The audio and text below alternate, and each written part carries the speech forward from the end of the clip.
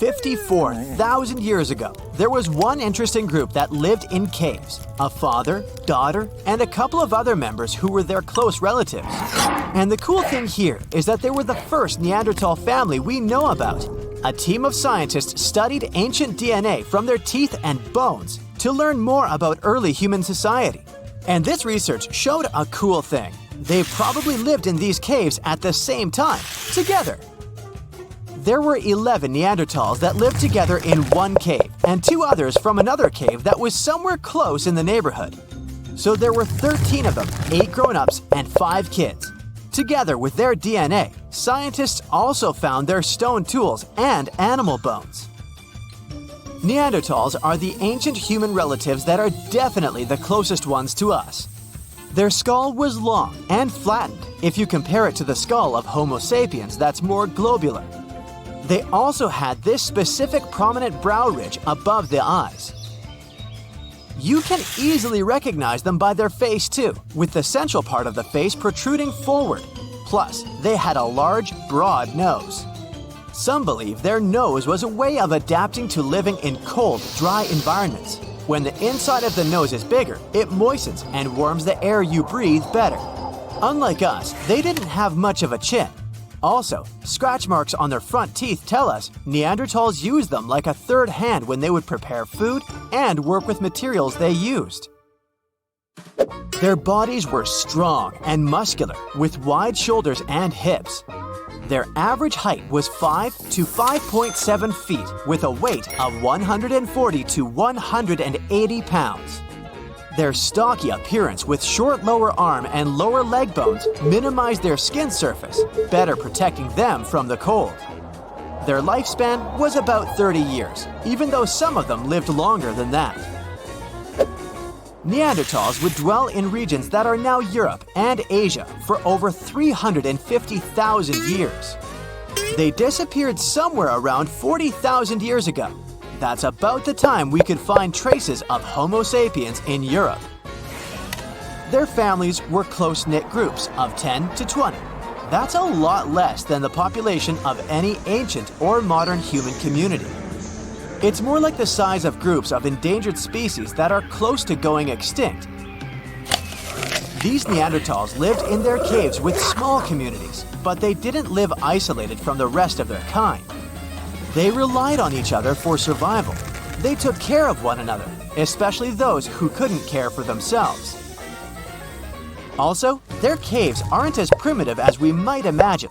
For example, they had a hole close to hearths and they would probably use it to heat water. Also, they would organize their space. They had sleeping areas, parts of the cave where they could leave trash, and areas where they could make stone tools and prepare their food.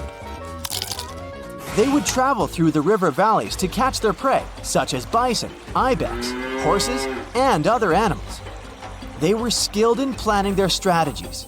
Some studies showed they were aware of reindeer migration patterns, so they would plan their actions according to their predictions of where their prey could move. One of the biggest animals they would go after was the woolly mammoth. You know them, a relative of modern elephants covered in fur with a weight of up to 12,000 pounds that went extinct a long time ago. And studies showed woolly mammoths and Neanderthals shared some genetic traits. It's not that surprising when you think about it. Both species developed from African ancestors before they managed to adapt to the cold, harsh climates of Eurasia during the Ice Age. So they faced similar conditions and both went extinct at about the same time. Neanderthals also used stone to make tools, similar to ones other early humans used, such as scrapers and blades made from stone flakes. These tools scientists found in both of the caves they studied are created using the same raw materials. That means the communities probably hung out and interacted with each other in some way. Until the 20th century, many thought that Neanderthals were very different from modern humans, considering their genetics, physical appearance, and behavior. But more recent discoveries about this well-preserved Eurasian fossil population have shown that some of the people in it were the same as people alive today. Neanderthals lived before and during the last ice age, in some of the harshest places that humans have ever lived. Besides their tools and catching animals, they also gathered plants from around their area. They would also eat cooked vegetables relatively often.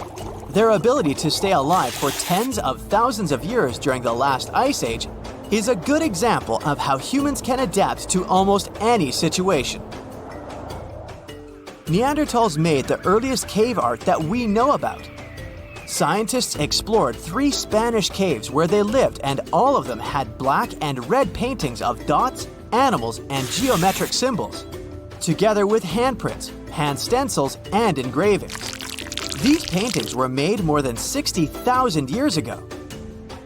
Since Homo sapiens came to Europe 20,000 years after that, we can assume Neanderthals were the only human species on the continent at the time, so they must have been the ones who created this art. Also, these caves were 435 miles apart, so it wasn't like only some of the Neanderthals knew about it. Paintings were obviously their long-lived tradition. They were also big fans of fashion. They made their own jewelry, some of it out of eagle talons. The oldest examples we could find are nearly 130,000 years old. They also most likely used pigment to camouflage or decorate their bodies. Also, Homo sapiens weren't the only species that used fires. Researchers looked at more than 140 fireplace sites across Europe and realized Neanderthals used fire there for a long time too. These signs included charcoal, burned bones, and heated stone artifacts. Neanderthals used fire for cooking food and making tools. They would stick wooden shafts into pieces of stone with pitch, which would be like natural glue. Since burning the bark of birch trees is the only way to make this sticky liquid, the Neanderthals must have been able to control fire. Most people imagine Neanderthals probably grunted, but that's not true in reality. They didn't quite sound like us either. Their big chest, posture, and the shape of their throats probably resulted in a voice that was louder and higher pitched than the average human's voice. They probably didn't have sophisticated vocabularies as we do, but they could use complex speech because they had the hyoid bone.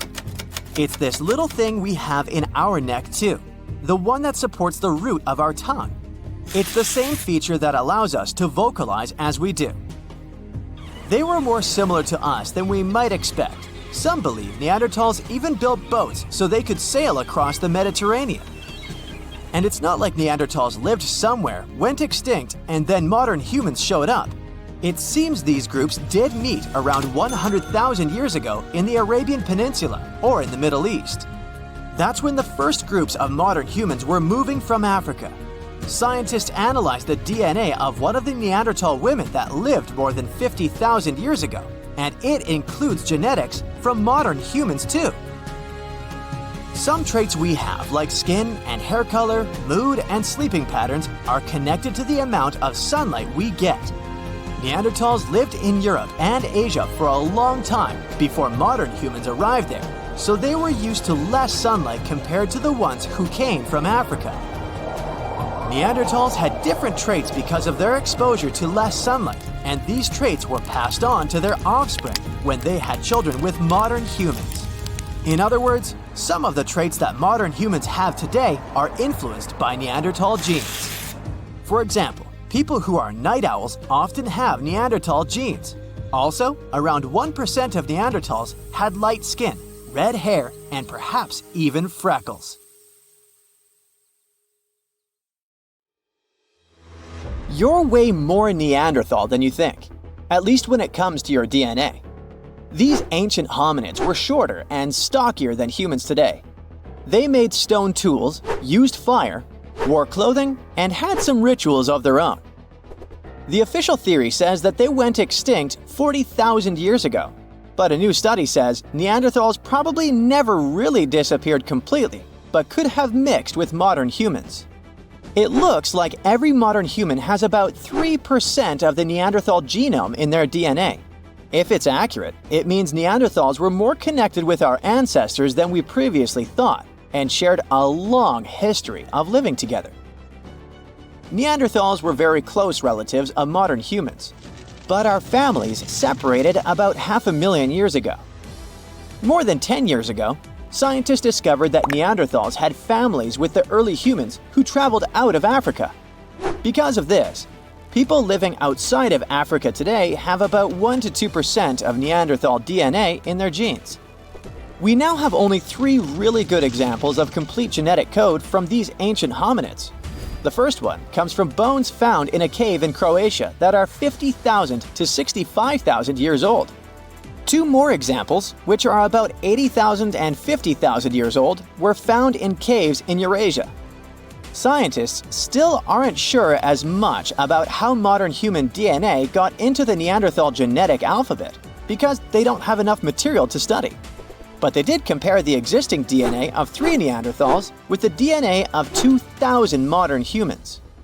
They found that the Neanderthal DNA might be made up to 3.7% of modern human genetic code. It means that in the ancient Neanderthal population, about 1 in 30 parents were modern humans.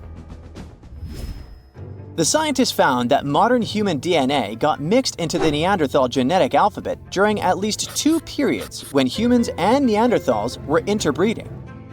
This happened once about 200,000 to 250,000 years ago, and again about 100,000 to 120,000 years ago. There might have been other times they mixed, but we can't see those in the DNA we have now. Another recent study, which hasn't been fully checked by other scientists yet, says that most of the Neanderthal DNA in modern humans came from one big period of mixing, about 47,000 years ago, that lasted for almost 7,000 years. Scientists found skulls that are about 100,000 years old in 2 caves in the Middle East. These skulls look like they belonged to early modern humans, but have some features like bigger eyebrows that might show they had Neanderthal DNA. This could be because of gene flow from Neanderthals, and it fits in the mixing time frame. The study also looked at the genetic differences in the 3 Neanderthal genomes and found out that Neanderthals had an even smaller population than scientists thought before. It could be another proof that Neanderthals didn't just go extinct, but became part of the modern human gene pool. Many groups of modern humans left Africa and mixed with Neanderthals so much that Neanderthals couldn't stay separate. In the future, scientists want to study how modern human DNA affected Neanderthals. This could help us understand if this mixing had good or bad effects on Neanderthals. Neanderthals aren't our only relatives from the past. There used to be at least 9 species of humans on our planet. One of them, Homo habilis, earned the nickname handyman because stone tools were found with its remains. It lived in eastern and southern Africa. This early human had a slightly larger brain than its older relatives and an ape-like face. Homo habilis was about 4 feet tall and ate a variety of foods. For a long time, scientists thought Homo habilis was the oldest member of our human family. But new dating methods have shown that Homo erectus, another ancient human, might be older and not related to Homo habilis. Homo naledi is a more mysterious member of our human family discovered in a South African cave in 2013. It's the only region of the world where their remains were found. They walked on 2 feet but were also good at climbing trees. They were small, about 4 feet 9 inches tall, weighed around 88 pounds, and had small brains. We don't know much about how they lived since we haven't found stone tools or other cultural evidence. But some scientists think they might have buried their deceased and made cave art. In 2010, scientists found some fossils in a cave in Siberia, but they weren't sure what species they belonged to. These fossils are from a group called the Denisovans, who lived between 194,000 and 51,000 years ago. We don't know much about them because we only have a few fossils, but DNA analysis has shown that Denisovans were closely related to Neanderthals and modern humans. They even had families with early humans, especially in Southeast Asia. There aren't enough fossils to give Denisovans their own species name, but their genes are found in modern humans, which means they might be part of our own species. As scientists study more about Denisovans and fossils in Southeast Asia, we might understand better how different species fit into the Homo family tree. In 2003, they found fossils of a very small human-like species in a cave on the island of Flores in Indonesia. These tiny people lived between 100,000 and 50,000 years ago. They were only about 3 feet 6 inches tall. Scientists think they might have come from another species, Homo erectus, and became smaller over time because they lived on an island with limited food. Because of their small size, they're often nicknamed hobbits. Around 40,000 years ago, Homo sapiens, yep, that's us, were the last humans left out of many different kinds of human-like species that walked on 2 legs. So, the logical question is, what happened to the others? And what did we have to do with their disappearance? Some scientists think we survived because our offspring lived longer, or because we were better at handling changes in the weather. Others think we might have competed with other human species, or maybe mixed with them and shared genes. About 300,000 years ago, the first Homo sapiens lived in Africa. They didn't look exactly like us, but they were more similar to us than other early humans. They had tall, round skulls with almost straight foreheads. Unlike Neanderthals, they didn't have thick brows or jutting jaws like Homo naledi. They also had chins, which no other early humans had, though we still don't know why. Homo sapiens lived in bigger groups and had more genetic diversity compared to other early humans. This helped us in many ways, not just in staying healthy. Having big social networks across different places was like having a safety net. If we ran out of food or water, we could go to other groups we were connected to, and they would help us because we weren't strangers, we were family. These big networks also helped these early humans share new ideas and inventions. A big simulation showed that later species of humans could live in many different environments because of these wide networks and the ability to adapt. We know that Neanderthals were really smart, but Homo sapiens might have been just a little bit smarter. Small inventions like weaving and sewing needles could have given Homo sapiens an edge. Scientists have found evidence of weaving from 35,000 years ago and sewing needles from 30,000 years ago. Weaving lets you make things like baskets and nets to catch food. Sewing needles help you make better clothes and tents, which keep you and your youngsters warm and safe, which is very important for survival. Remember the Neanderthals? Our superstar humanoid cousins of the Pleistocene era in all their wide-nosed and slope-foreheaded glory? They roamed through Europe and Asia for over 350,000 years before they vanished. This was around the same time our ancestors, the Homo sapiens, decided to take a vacation from Africa and explore the world. We may never know what truly happened to the Neanderthals and why they didn't make it to the present times, but thanks to some hefty archaeological digging and impressive fossil finds, we now know a bit more about them.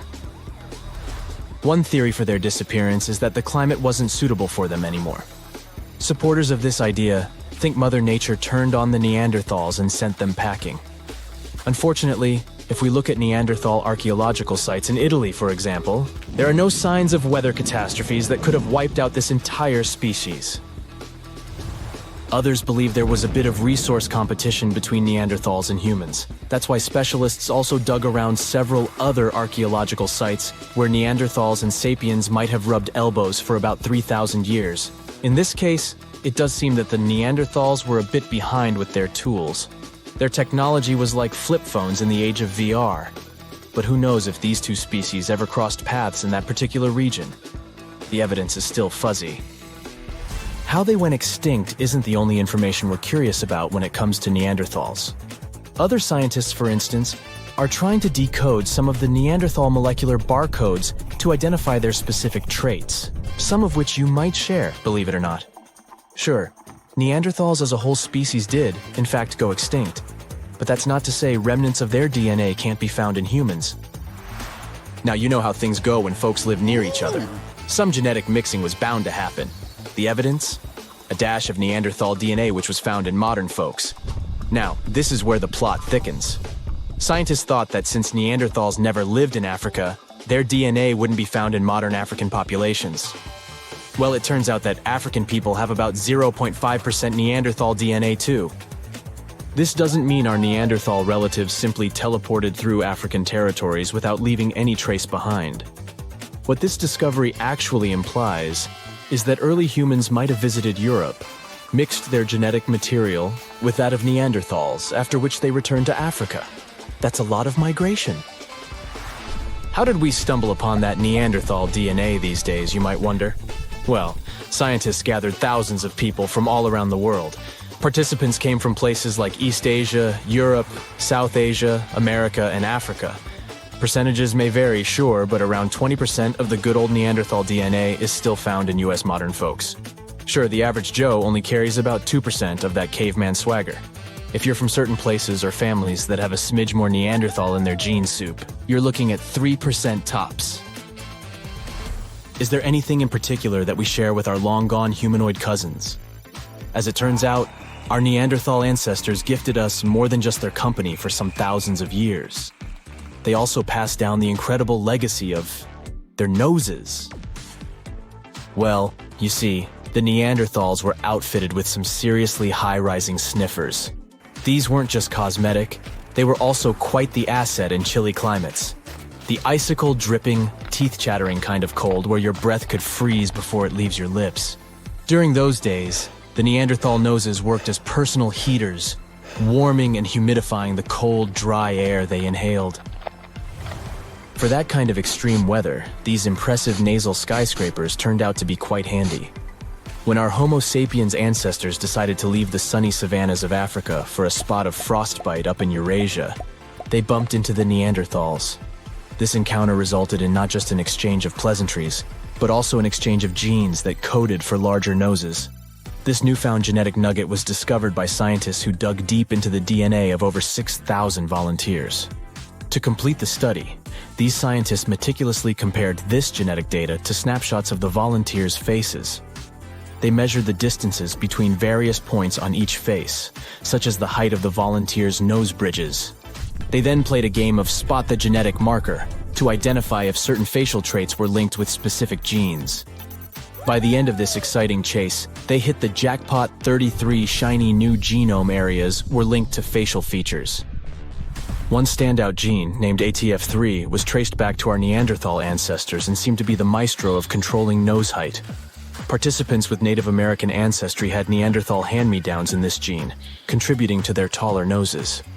Think of the ATF3 gene as a Neanderthal housewarming gift to us humans, as we stepped into colder climates from Africa. Interestingly, this isn't the first time our ancestors have played pass the gene. Back in 2021, the same research team uncovered a gene influencing lip shape called TBX15.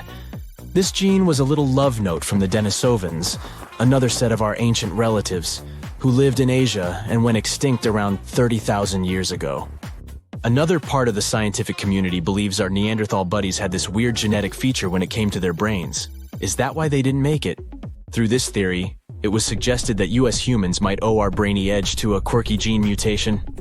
This mutation gave our neocortex, that's the smarty pants part of the brain, a little population boom in the neuron department.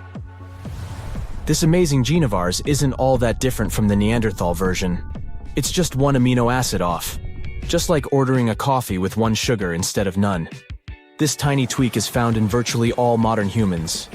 Meanwhile, our extinct relatives, the Neanderthals, Denisovans, and other primate pals, all missed the mutation memo, at least according to the study.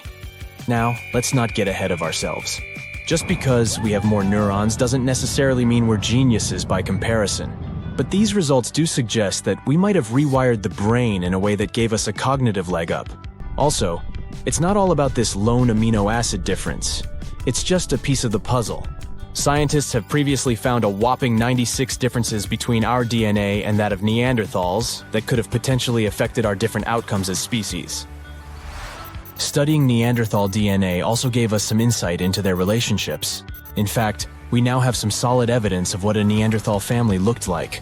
And surprisingly, it's not really that different from ours. For this study, researchers gathered information from a Neanderthal archaeological site located in Asia. They discovered that one particular family included a doting Neanderthal dad, his teen daughter, and a sprightly young lad who was possibly their nephew or cousin. Part of the group was also an older female relative, maybe an aunt or granny. Now, our young damsel would eventually pack her bags, wave a teary goodbye, and leave her papa's home when she found Mr. Right. Had she been a boy like her young cousin, she would have been a happy homebody. But worry not, she wasn't stepping into a world of strangers. Her new community likely had some familiar, friendly faces. But how were scientists able to predict the ending of this story? By browsing through their gene pool, researchers were able to figure out that the Neanderthal social structure was patrilical.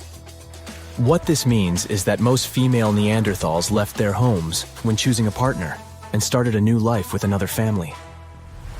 The same research shows that our cave-dwelling clans likely weren't living in isolation either. Families living close by were probably visiting the same rock sampling areas to make their stone tools, the equivalent of a neighborhood hardware store. And when they weren't tooling around, they were busy hunting delicious meals like ibex, horses, bison, and other wandering critters. Scientists, however, were careful to add that this ancient family portrait might not represent the full spectrum of Neanderthal social life. They've kindly asked future archaeologists to get more Neanderthal DNAs on the Ancestry websites. Strange and amazing items are discovered often, but figuring out what our ancestors were up to is pretty tough. Especially when all you have are just some rusty cups and cave drawings. It's no surprise that even the experts in lab coats sometimes make mistakes. But it's not just about dusty plates and huge stones. Sometimes there's even humans with large heads. So grab your digging tools and let's travel back to ancient times to explore incredible societies that even scientists can't fully explain. Sardinia may look idyllic now, but I'm not gonna lie, I wouldn't fancy visiting it 3,000 years ago. Rumor has it, terrible giants roamed around this island back then. People even talk about finding human skeletons over 13 feet tall there, although nobody's ever shown anything to prove it. But the stories will make you wonder because some weird stuff has definitely happened. In 1974, over 5,000 pieces of broken stone artifacts were found in a part of the island called Monte Prama, but instead of being displayed in a museum, they were locked up in an underground vault for about 30 years. Sounds a bit suspicious, doesn't it? When they were finally displaced in 2005, scientists put the pieces together to find statues of 38 giant men standing 8 feet tall. Not quite as tall as the legendary skeletons, but still pretty huge. It's thought these statues were made by the Nuragic people, who lived on the island a long time ago. Besides giant statues, they also built over 8,000 massive stone buildings. Perhaps Nuragic weren't giants themselves, but they definitely liked their things big. I do too. I like a big number of likes on our videos. That would be pretty great. Thank you if you liked this and subscribed. Now back to the video. You and I are pretty smart, but we might not be the smartest humans ever. Actually, we might not even be the smartest species. Since 1913, some skull fossils found in South Africa have hinted at a possibly smarter contender called Boskop man. This human-like species might have lived as recently as 10,000 years ago. Their skull suggests they had really big heads, which means their brains could have been 30% bigger than ours. Wow! Their average IQ could have been around 149, making them among the smartest 0.05% of people today. But if a Boskop brainiac was so much smarter, why are they not around and we are? Well, bigger isn't always better, you know. Our brains are a lot bigger than our ape relatives, mainly in the prefrontal cortex.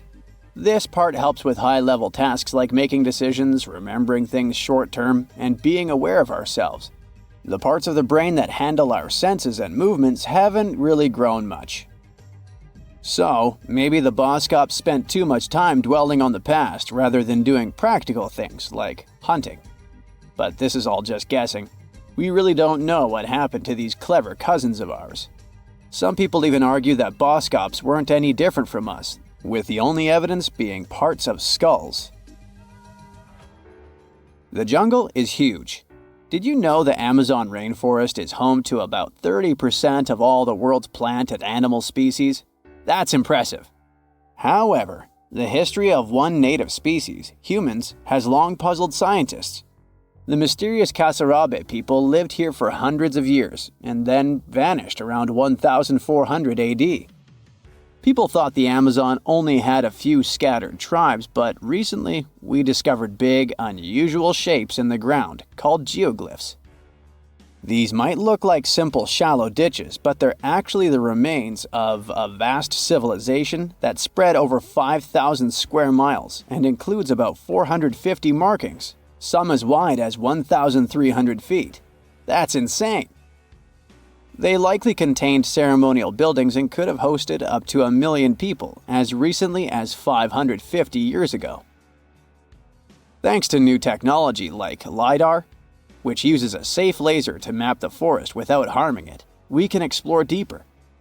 In 2019, some scans showed miles of raised roads and pathways and even pyramids over 70 feet tall. They found 26 separate settlements, 2 of which were at least 250 acres each. Damn, that's like 330 soccer fields.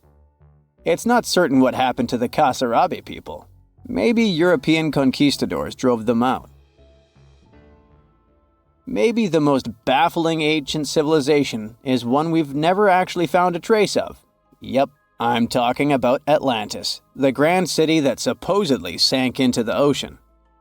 The first mentions of Atlantis come from the ancient Greek philosopher Plato, who talked about a great city near the Strait of Gibraltar. But for ages, everyone just thought Plato made up Atlantis as a perfect version of his own Athens.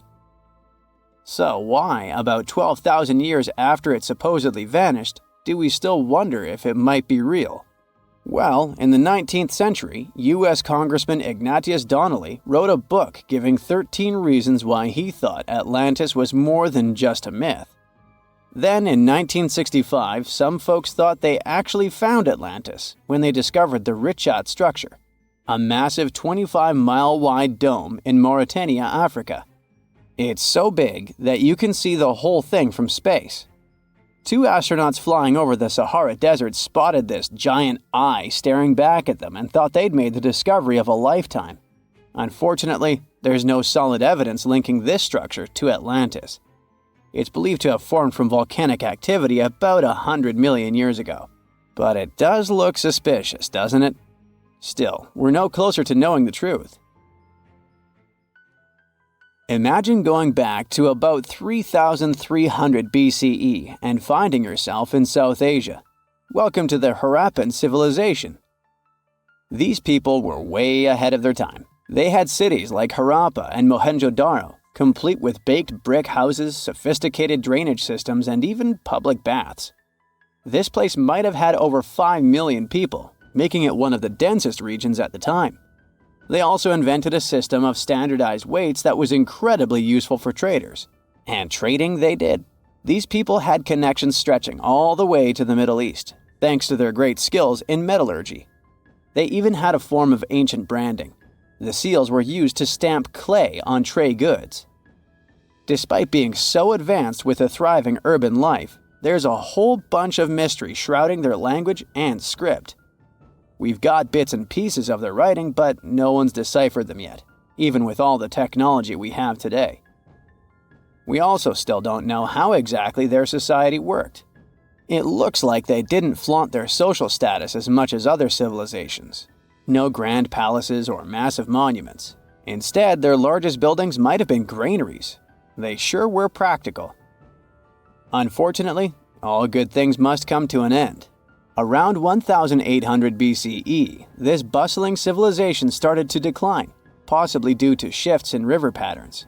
As the environment changed, the Harappans packed up, moving towards more hospitable lands. Ever heard of the Minotaur? The beast with a bull's head and a man's body, hunting the bravest travelers in a massive maze. Well, this wasn't just any old tale. It was one of the most popular dramas of the ancient world. And it was inspired by this place, the island of Crete. The Minoans lived here during the Bronze Age. They had stunning palaces, amazing frescoes, and a culture so rich it still fascinates historians to this day.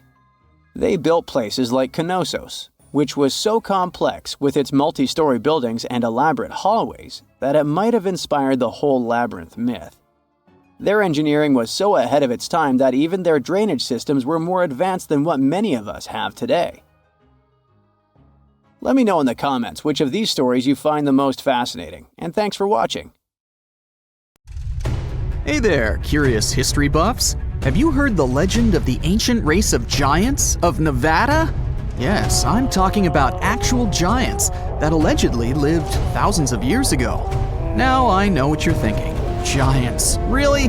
Well, archaeological finds add fuel to this debate too. And here's where it gets interesting. Lovelock Cave was indeed used as a burial site, and some of the remains found there are much larger than average human bones.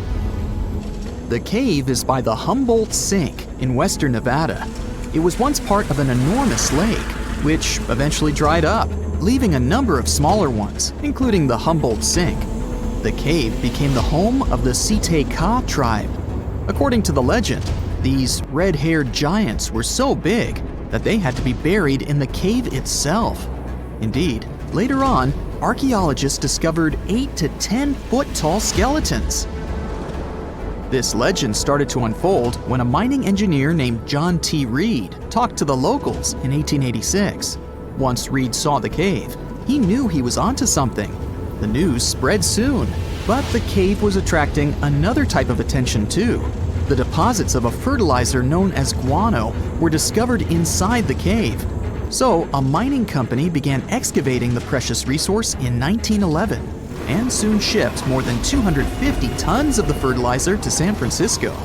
Unfortunately, some of the human remains and artifacts were neglected and lost in the mining process. This led to an official excavation in 1912 and 1924. After the top layer of guano had been mined, strange objects started to surface.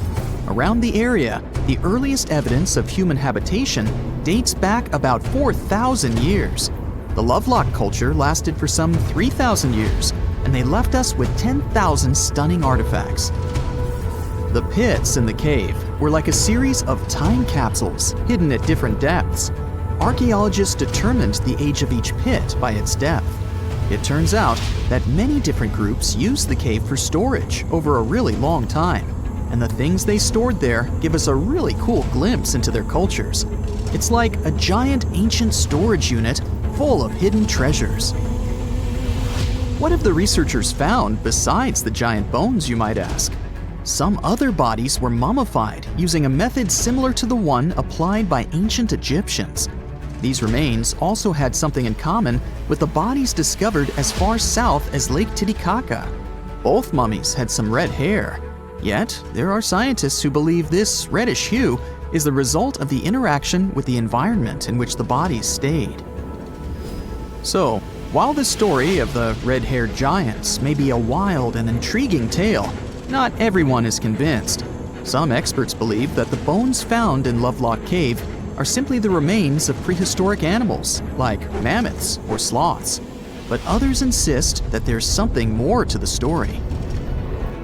Other relics, such as finely crafted baskets and exquisite duck decoys made from tule fibers, were also found there.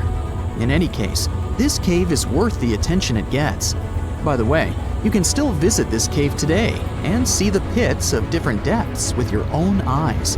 But let me tell you one thing. It's in a hot, dry, and isolated place. Archaeologists have made another discovery that seems to be straight out of a legend.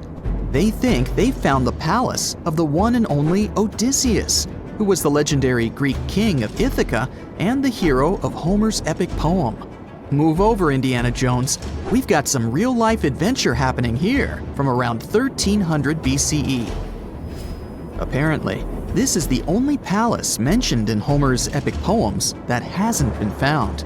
The excavations have been made on the Ionian Islands, and the view from the ruins found on the island of Ithaca are exactly as described in the Odyssey, says the professor who led the excavation team. Known to the ancient Romans as Ulysses, the Greek hero took 10 years to return home to Ithaca after the fall of Troy. For many years, Homer's other epic, called the Iliad, which tells the story of the protracted siege of Troy by the Greeks, was regarded as a myth too. But then, in the 1870s, Troy was rediscovered in modern-day Turkey's Çanakkale city. So, if they found Troy, who's to say they couldn't find Odysseus' home? The researchers were following Homer's words as a roadmap. The excavation site has a building complex with 2 levels. It has important finds, such as storerooms and workshops, a complicated drainage system, and fragments of pottery.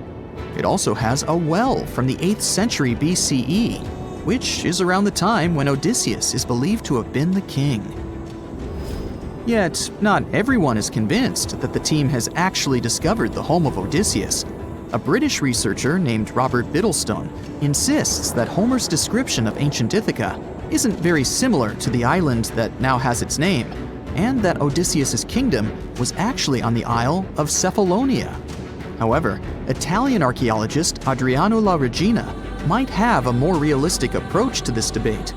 He says that whether this find has a connection to Ulysses or not, what's more important is the discovery of this royal palace.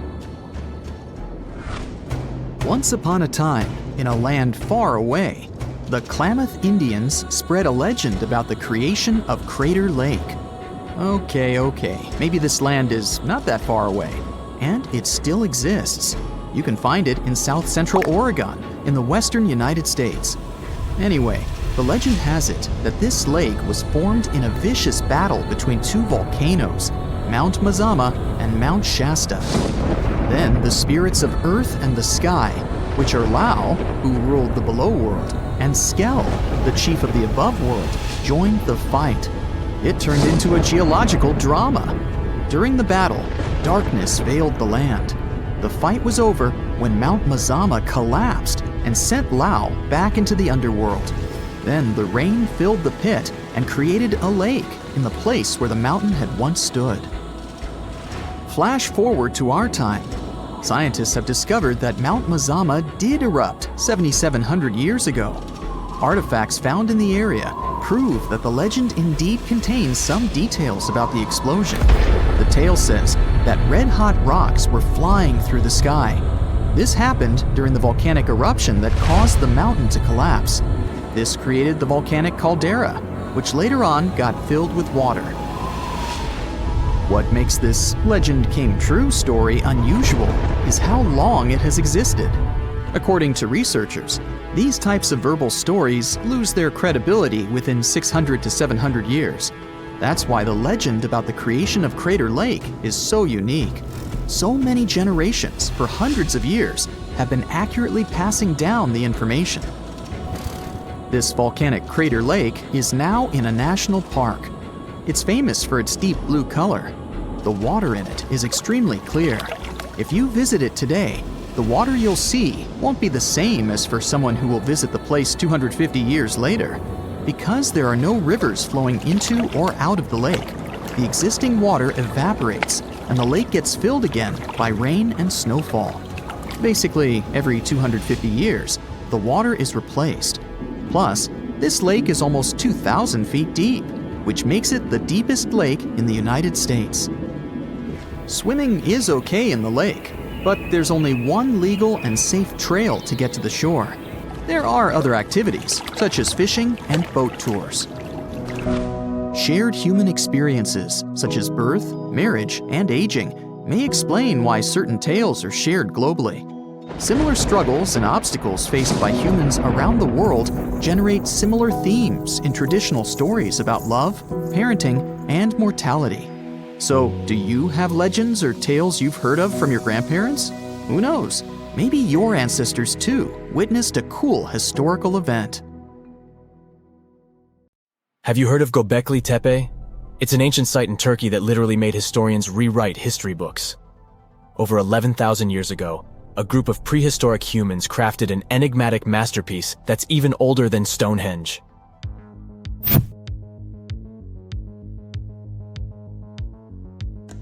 Before its discovery, archaeologists believed that people didn't know about iron and weren't good at making pottery. They were sure that settled life only emerged with the need for agriculture. but Göbekli Tepe changed this belief.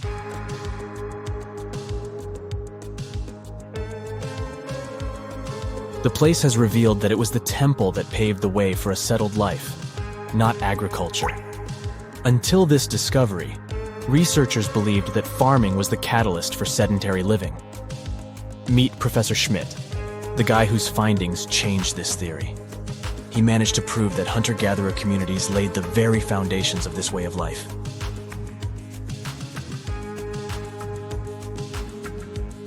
Back in the 1960s, other archaeologists visited the area, but they totally missed the mark.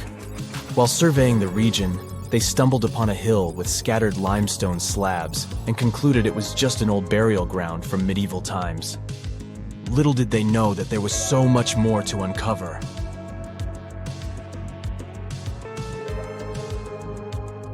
In 1994, Schmidt embarked on his own survey of prehistoric sites in the area.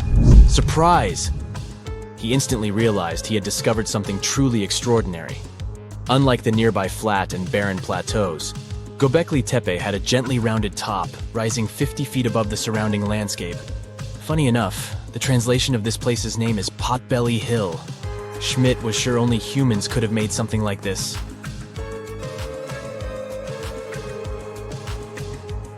Those broken limestone pieces that were mistaken for gravestones turned out to be way more exciting. It was like stumbling upon a hidden treasure. The pieces took on a whole new meaning, and Schmidt with his team was about to dive into the secrets waiting beneath the surface. To their surprise, they found no traces of a settlement. No hearths for cooking, no houses, and none of those adorable clay figurines commonly found in nearby sites of similar age. However, they uncovered that those ancient people used tools like stone hammers. So, Schmidt and his team put their heads together and took a wild guess at the age of Göbekli Tepe's stone structures. Their estimation got backed up by some limited carbon dating done right at the site. The ancient vibes of this place were finally starting to make sense. It was like a puzzle slowly coming together.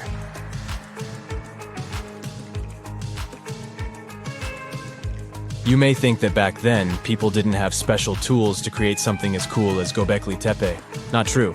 Turns out, these prehistoric folks used flint tools instead of fancy metal chisels. They were also skilled at chipping away softer limestone and crafting pillars right on the spot. Afterward, they carried the pillars a short distance to the summit and placed them upright. Once the stone rings were complete, they covered them with layers of dirt. Over time, they added new rings, and voila! You've got a cool hill to impress people in the future.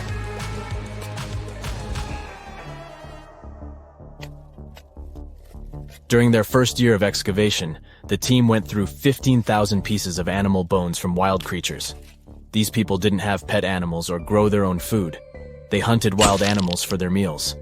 But things were about to change, because the place had everything they needed to start farming. Scientists say they had wild sheep and wild grains that could be domesticated. And guess what? Just 20 miles away, geneticists found evidence of the world's oldest domesticated strains of wheat at a prehistoric village.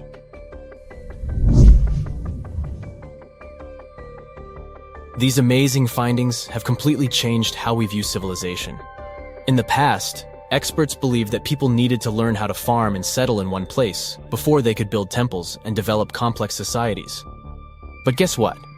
Schmidt's research flips that idea on its head.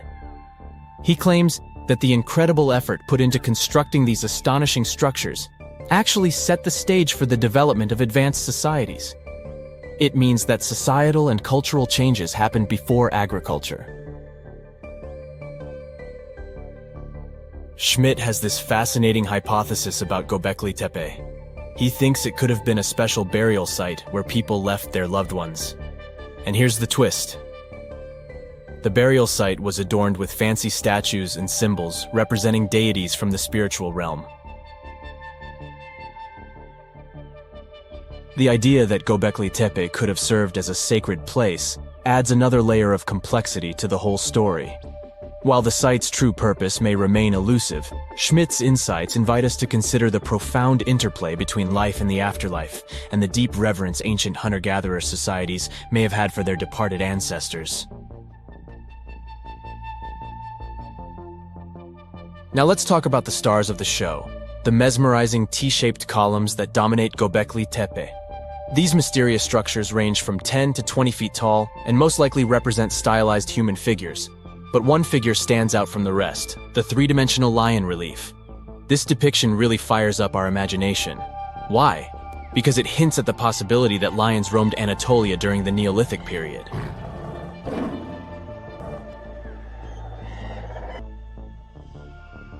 These standing stones are arranged in circles and placed in rectangular pits. Each circle has a similar setup. Two big T-shaped pillars in the center, surrounded by slightly smaller ones facing inward. Talk about a stylish arrangement. These towering pillars reach a whopping 16 feet and weigh between 7 and 10 tons. Some pillars are plain and simple, while others are like works of art with intricate carvings. Foxes, scorpions, and vultures come to life, crawling and twisting on the pillars' sides. But it's not just animals depicted on these stones. Some pillars have abstract shapes representing humans, and even small carvings of clothing items. Some of them even have belts. Now, there's one pillar that stands out from the rest like a rock star. This super old stone pillar suggests that a comet crashed into Earth. It happened during a chilly period that lasted about 1,000 years. Previous studies examining Greenland ice cores hinted at this comet theory, but now the carvings at Göbekli Tepe prove it right.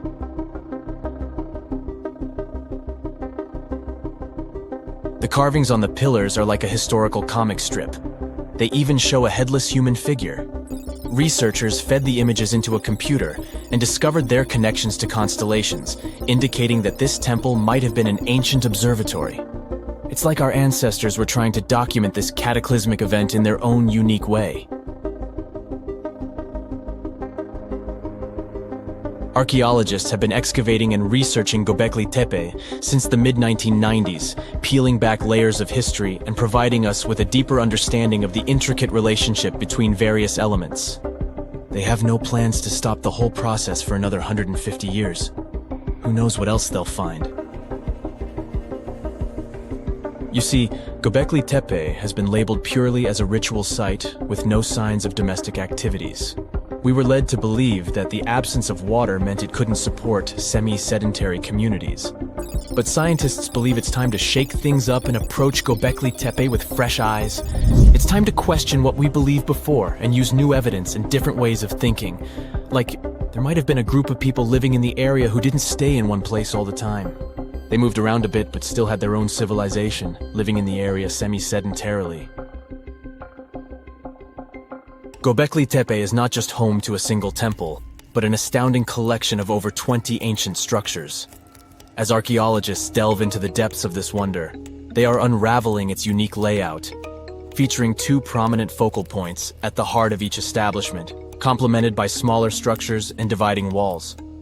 What's even crazier is that in this area, there are over 200 obelisks, which are narrow tapering monuments. 1,000 years ago, near modern-day St. Louis, Missouri, there was a vibrant, bustling city called Cahokia. It was a Native American city, the largest and most influential one in Mississippian culture. At its peak, around 1050 BCE, Cahokia was home to as many as 30,000 people, making it larger than Paris at the time.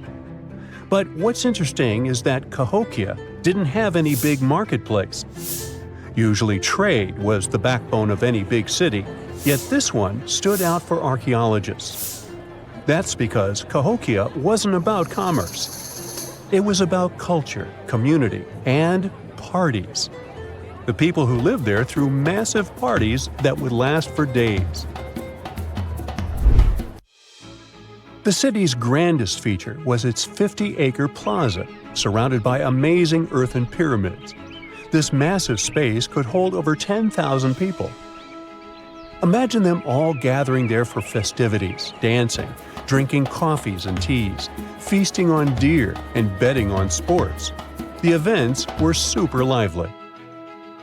Cahokians would wear awesome costumes, style their hair in interesting ways, and decorate their bodies with tattoos. Athletes were playing a game called chunky, where they hurled spears at a rolling stone disc, competing to get as close as possible. The roar of the crowd filled the air, and performers showed off their skills. These celebrations were so wild, they left traces in history. After the parties ended, Cahokians cleaned up by tossing leftovers into pits. Archaeologists have uncovered these waste pits, and they were filled with food remains and pottery. One pit alone contained the remains of 2,000 deer, and that's from a single event. They also found traces of yaupon holly, a caffeinated plant that was traded from hundreds of miles away. This just shows how much effort and thought Cahokians put in their celebrations. Would you like to live in a city like this? But aside from all the fun and games, Cahokia was also deeply complex and spiritual. The city was built on a landscape that mixed dry land with swampy patches. Many people believe that this symbolized the connection between the world of the living and the dead. The people of Cahokia saw their city as a bridge between these two realms. They built earthen mounds, both for ceremonies and rituals, and as construction support. These mounds rose from the swampy areas. Meanwhile, people settled in the drier spots. Elevated pathways connected these neighborhoods, creating a physical link between life and death. Isn't it sad that some ancient metropolises that rival modern cities in scale just disappeared? Cahokia's story came to a quiet end around 1350 CE, when the city was abandoned, all due to changes in environments and weather, floods, and other problems. But the influence of Cahokia was so big, it spread to distant places. Some of their traditions, like chunky and yaupon tea, have survived in native communities to this day. Today, Cahokia is a UNESCO World Heritage Site, and it's not the only megacity we lost. About 5,000 years ago, people in the Indus Valley built some of the world's first cities. Mohenjo-Daro was an ancient city in what is now Pakistan. The city was built around 2500 BCE, and back then, it was a thriving hub of the Indus civilization. Sure, it was much smaller than modern cities, but it was quite huge at the time, around 40,000 inhabitants. It looks like the locals were crazily strict and disciplined people. The city's planning and organization were incredible. It was laid out in a grid pattern. Streets and important buildings aligned along the north-south axis, probably to match the movement of the sun and moon. They also built one of the most advanced systems for water and waste management of their time. The city had about 700 wells. Nearly every house had its own.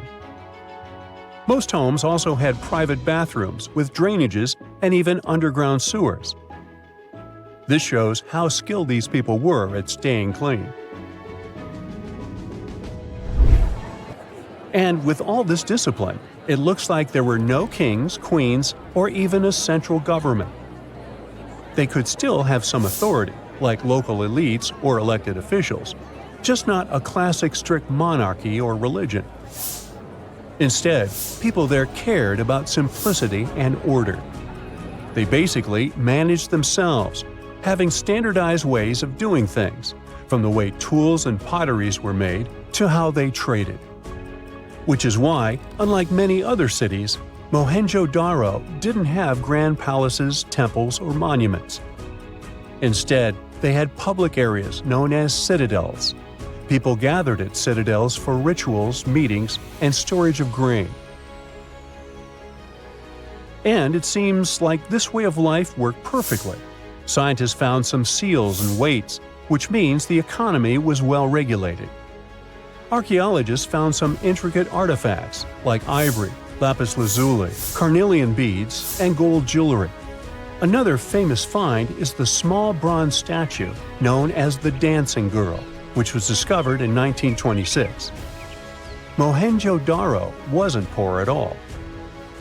And they also pulled off some awesome buildings.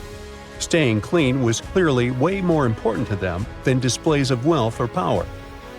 So they created the Great Bath, one of the most famous structures in the city. It's a large, watertight pool built with baked bricks, perched on a mound of earth, being almost a religious place, the closest thing they had to a temple. Meanwhile, the city itself was built on a series of mounds. They grew taller over the centuries as people added new houses and structures. Why did the city fail? No one really knows. There's something mysterious about the sculptures archaeologists found. Many of them seemed intentionally broken. This means the city's later inhabitants, maybe invaders or something, destroyed them for some reason. Some scientists think that the Indus River may have shifted course, disrupting agriculture and trade. But there's no evidence of a flood or any big event like this. It just seems like, over time, the entire Indus civilization just gradually faded away. By 1900 BCE, the culture had shifted and didn't leave much behind. Let me tell you now about the ancient city of Kos, which is located where the modern town of Kos now stands in Greece. Imagine arriving by sea, and the first thing that hits you is the sheer grandeur of its agora, this massive public square built with stones in different colors, laid out on terraces that rise above you.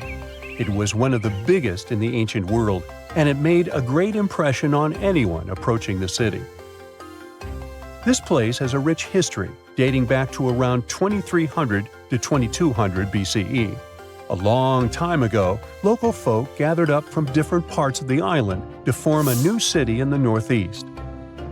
People have lived there since the Bronze Age, and over time, it became a super important center of culture and trade.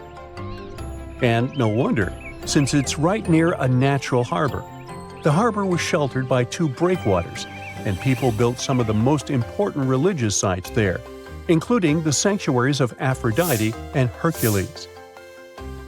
Kos wasn't just beautiful, though. It had some brilliant design. The whole city was laid out in a neat grid, with streets crossing each other at perfect right angles, literally looking almost like a modern city. Thanks to this, moving around was super easy, and the blocks, or insulae, were big enough to fit several large houses. Kos remained largely unchanged until the 6th century CE. Over time, it started gradually shrinking in size, confined within the walls of what is now the Chora neighborhood. Meanwhile, Palmyra was an ancient city built around a beautiful oasis sometime around the 3rd millennium BCE. Originally known as Tadmor, this city flourished as a major stop on the Silk Road, linking the Near East with Asia. It was a thriving center of trade and culture. They had a marketplace, assembly buildings, grand gates. In other words, this place was bustling with life. The city has been through many hands throughout its history, from the Byzantine to Arab caliphates, which is probably why it had some awesome architecture. An interesting blend of Greco-Roman, Persian, and Arabic vibes. The Temple of Bel, the Great Colonnade, and a Roman-style theater. But, like all the others, it decayed over time. Palmyra's importance faded, and by the early 1400s, it had been largely destroyed. But at least its ruins remained. Right now, they're a UNESCO World Heritage Site. Experts found the oldest lakeside village ever discovered in Europe underneath the waters of Lake Ohrid in Albania. The lake itself is ancient too. It's said to be one of the oldest lakes in the world. Before this discovery, a village in the Italian Alps held the record. It was about 7,000 years old. But radiocarbon dating shows that the village under Lake Ohrid was built between 6,000 and 5,080 BCE, which means it's around 1,000 years older than any other village in Europe.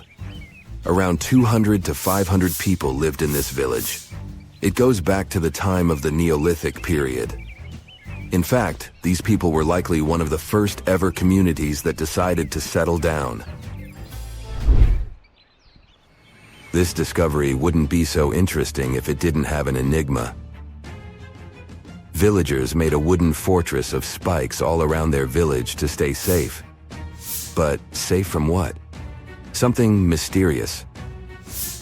These locals went through all the trouble of building their homes on stilts over the lake and surrounding it with spikes for defense. Why did they make things so complex? That's what archaeologists are trying to figure out. Are there any other unusual settlements? Sure thing. For example, Göbekli Tepe. This place takes us back to the very beginning of permanent settlements. It also makes us question everything we thought we knew about how organized societies started. It seems like the fellas who lived there were into something pretty special, like rituals or hanging out together as a community. Around 11,000 years ago, ancient humans carved huge blocks of limestone and somehow managed to drag them to the other side of the mound. These blocks were like canvases painted with images of animals and people. They were placed in circles. Underneath these stones, you'll find the same massive pillars as the ones from the other side of the mound. Around 250 of these pillars hang out on the surface, and researchers also found around 60 of them during the dig. These are like messages from the past, telling us about people who once lived here and the stuff they were up to. These findings challenge traditional timelines and interpretations of early human society. While Göbekli Tepe has gained popularity among tourists, there's another site nearby, Karahan Tepe. It remains lesser known, but equally significant. Both sites challenge the belief that animal farming led to settled life. In fact, it appears people became sedentary first, and then they started animal domestication.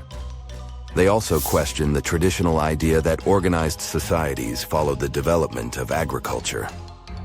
These ancient sites suggest that organized communities existed before agriculture, possibly with cultic or communal rituals.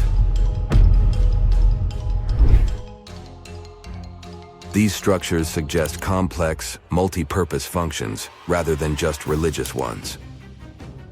People gathered in these places for discussion and storytelling, fostering a collective identity. These buildings might mark the beginnings of a cohesive community, showing the emergence of horizontal hierarchies and knowledge sharing. Let's move to the other side of the world. Mexico's 1,500-year-old unknown pyramids are worth talking about. These pyramids have stood strong for all these centuries, all thanks to a secret ingredient from the prickly pear cactus. With its help, indigenous builders crafted these ancient marvels. Gray volcanic rock pyramids rise like a mini mountain range. As we get closer, it becomes clear that skilled hands etched identical steps into the hard rock, forming a staircase of the largest pyramid. The two smaller pyramids, called the House of the Wind and the House of the Longest Night, share the same human touch. Legend has it that these structures hid treasures. But it wasn't until Mexican archaeologists started digging there in the early 2000s that the secrets began to unravel. The House of the 13 Heavens was built around 540 BCE to keep track of time. After all, it wasn't so easy for ancient people to keep track of dates in the days before clocks and calendars. Instead, they looked at the skies and celestial objects. Think of the pyramid as their own cosmic calendar. Its corners matched up with solstices and important dates for planting and harvesting. When you stand on the steps these days, the sun lines up perfectly with the corresponding corner. But these pyramids aren't just about telling time. Quiroz and Zepeda, archaeologists on a mission, are trying to piece together the clues. They've recovered a few artifacts, and that's how they've learned that the ancient builders used the sticky substance from prickly pear cactus leaves to hold their creations together. This ancient technique is still used by some indigenous people today. One surprise after another. The House of the 13 Heavens reveals a skeleton older than the pyramid itself, nearly a millennium older. This means that people carried this body with them for 950 years. It's another mystery. The next stop is Duna de Bologna. It's a Spanish sand dune hiding Roman ruins. This sand pile is near the edge of Europe, reaching out toward North Africa. It's more than 98 feet tall and 656 feet wide. As the winds move and the dune shifts, it reveals pieces of history hidden deep within it. Climate change boosts those winds, moving the dune even more. As it migrates, it shows us traces of people who used to live here. Archaeologists have been busy digging around, and they've found ancient tombs. Imagine exploring a sandy maze and stumbling upon these tombs filled with history. The sand has acted as a protector, preserving bones, jewelry, and arrowheads. But that's not all. Nearby, there's an archaeological site from the 2nd century BCE. That's when the Romans were hanging out here. They had a whole city down there, complete with baths, a theater, and a temple. And it was built on top of an older Phoenician settlement. An earthquake shook things up a long time ago, and people left the city. For centuries, it lay hidden under the sand. Modern historians and archaeologists are excited about what else this shifting landscape will reveal. Fingers crossed that this sandy time capsule stays safe and keeps sharing its stories with generations to come. In Peru, archaeologists are exploring the 3,000-year-old Condor's Passageway. A what? Okay, so archaeologists were digging around a place called Chavan de Huantar, where the Chavan people lived. This place is around 190 miles away from Lima, Peru's capital.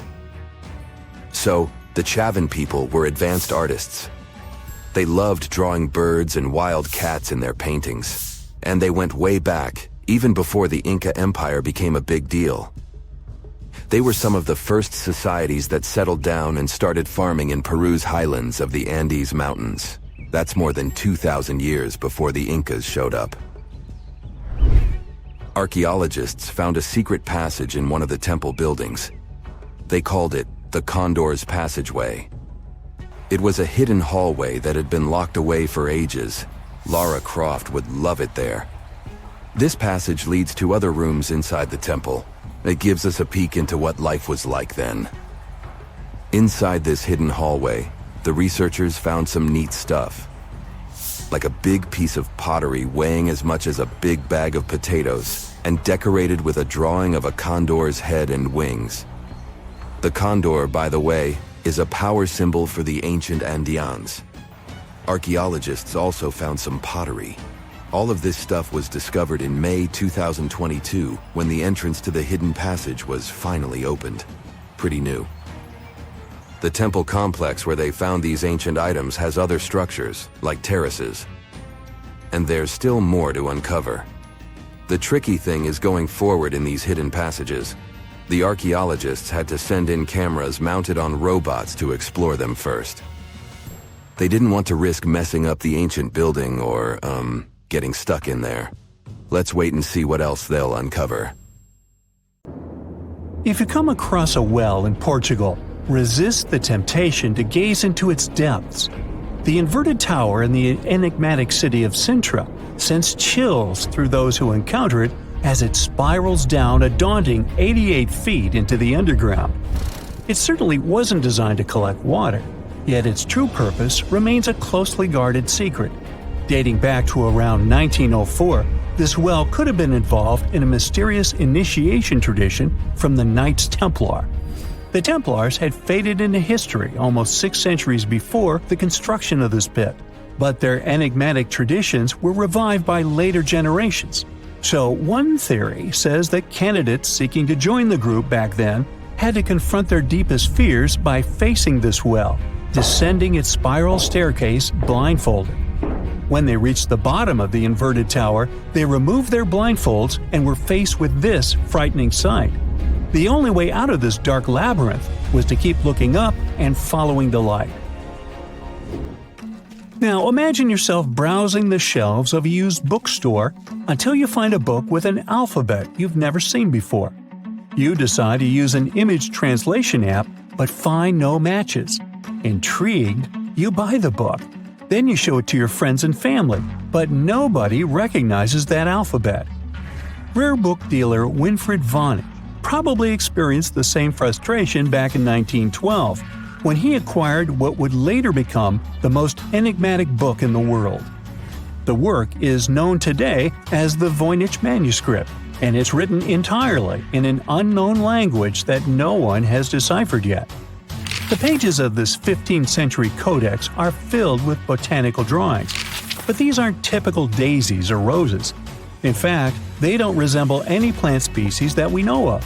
What makes things even stranger is the illustrations of unfamiliar constellations and women swimming in green baths.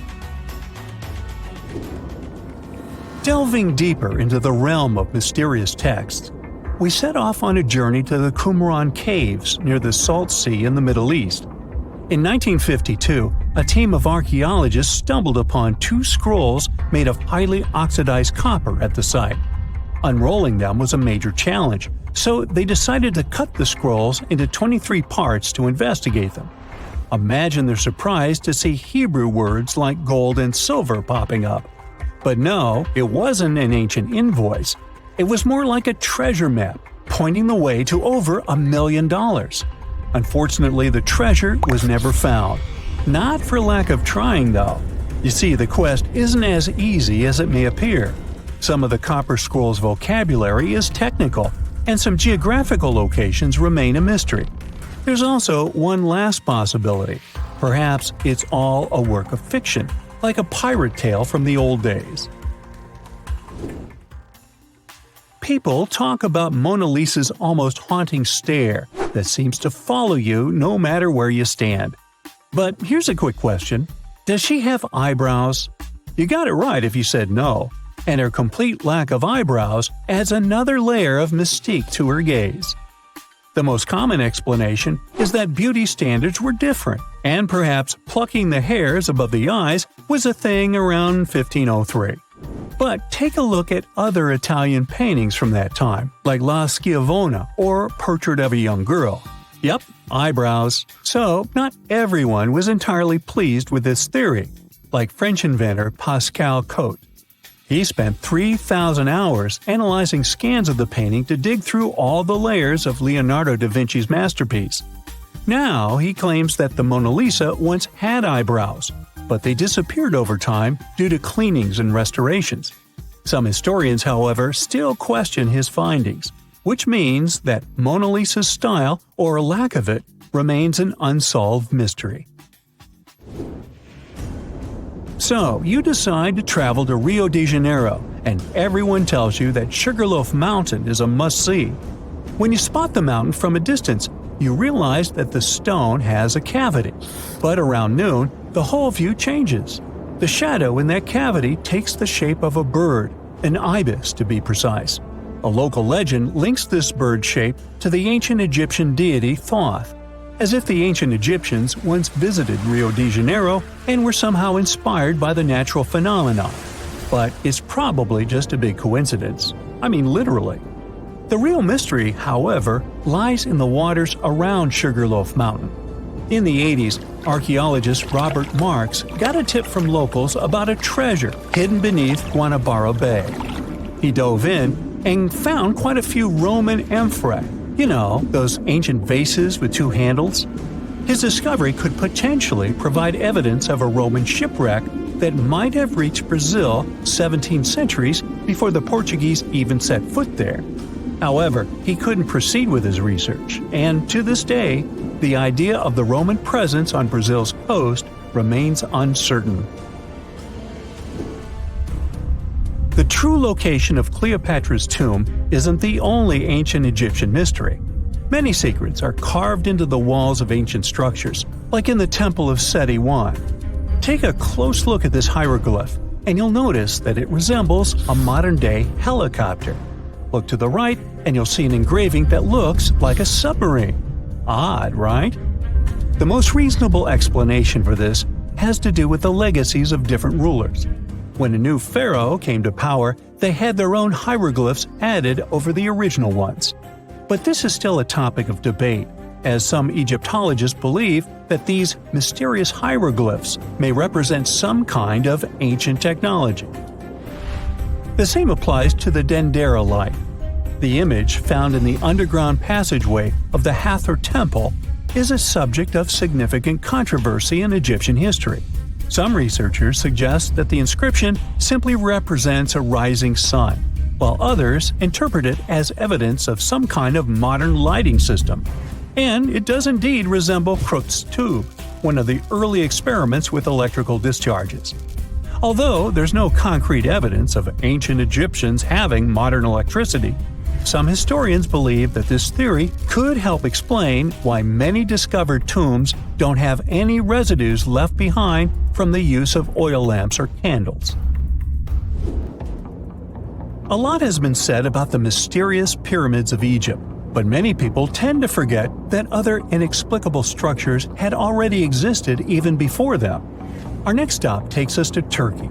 The top of a hill known as Göbekli Tepe, near the city of Urfa, holds an ancient secret. It features more than 20 circular stone enclosures dated back over 11,000 years. Many of these have heavily carved stone T-shaped pillars adorned with eerie human figures with folded hands. The most accepted theory is that it's the world's first temple, likely used for rituals or social events. But the greatest mystery lies in how it was built, as this site existed before the domestication of animals or the use of metal tools. So the construction must have been very difficult, challenging our understanding of the historical timeline. Now, I hope you're not afraid of heights, because we're about to take a flight over the Nazca Lines. You've probably already heard about these massive, mysterious drawings etched into an arid region of Peru. They come in many different shapes, like a spider, a monkey, and even a Google-eyed ET that is probably just a fisher. Anyway, this story got some fresh chapters in 2022 when an additional 168 new drawings were discovered. The original ones could only be seen from the air, but these new ones are much smaller and can be observed from the ground. However, one thing they have in common is that their purpose remains totally unclear. Some might call them the largest-scale calendar in the world. Others suggest that they served as a tool for agricultural purposes. Of course, many theories have emerged in an attempt to give the Nazca Lines a meaning, but the truth is that they remain some of the most important unsolved mysteries in history. Now, we wouldn't call this island mystical unless there were tales of giants living here. The island of Gozo in Malta is the backdrop of an ancient legend. Malta is an island country located in the Mediterranean Sea, just south of Europe. It's a very strategically located archipelago. Throughout history, it was ruled by many different societies, such as the Phoenicians, Greeks, Romans, and Carthaginians. One cold night, thousands of years ago, a farmer noticed the sky turn orange, then red, when he heard a loud thump. Although the ground seemed to be moving, this wasn't an earthquake. When he looked toward the woods, he saw a giant silhouette, taller than the trees. As he fearfully approached, he realized it was a woman, a giant woman. She introduced herself as Sansuna. Unlike the terrible giants of many tales, Sansuna didn't want to exterminate the human race. She was loving and caring. She told the farmer that she and her people could help protect their land from invaders. The locals were pretty interested in this offer. Since Malta is located in an important commercial route, it was constantly being invaded. The story says that Sansuna settled in Malta, and sooner rather than later, she was moving things around. And when I say things, I mean monoliths. Sansuna carried huge stones on her shoulder to build a magnificent temple called Gigantia, which means place of giants. She even did this while holding her half-giant, half-human kid on the other shoulder. Some say Sansuna lived exclusively on beans and honey, although others replaced honey with water. The funniest bit here is that Malta is the 10th smallest country in the world. but it somehow managed to host giants. Hey, go figure. The temple looked like a giant game of Tetris, with some stones weighing as much as 20 elephants.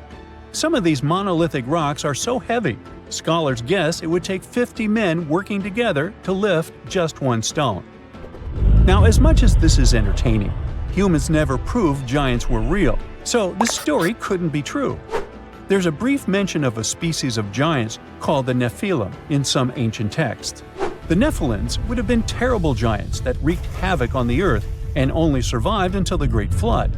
But nobody ever found real proof of this species really existing on Earth, until this came along. The world of Maltese archaeology unearthed quite a few shocking things in the past years. One of them are known as the hypogeum skulls. Hypogeum is the Greek word for underground, and this incredible site was discovered in the first decade of the 20th century. Back then, Malta's National Museum director received an important phone call. Someone had accidentally dug some impressive bones and asked him to come check it out. The hypogeum looked like an underground city, filled with mazes and rooms that stretched along multiple floors. They were all made with similar limestones as the Maltese temples above ground. The hypogeum was filled with important relics and artifacts. Scientists quickly understood that the hypogeum was built as a type of final resting place for locals. So, along with skulls, they found a lot of bones and skeletons. One of these artifacts were skulls, but these weren't regular human skulls. Rather, they were of the elongated type. To make matters worse, these skulls were hidden from the public for years. People started to talk and created a bunch of theories behind it.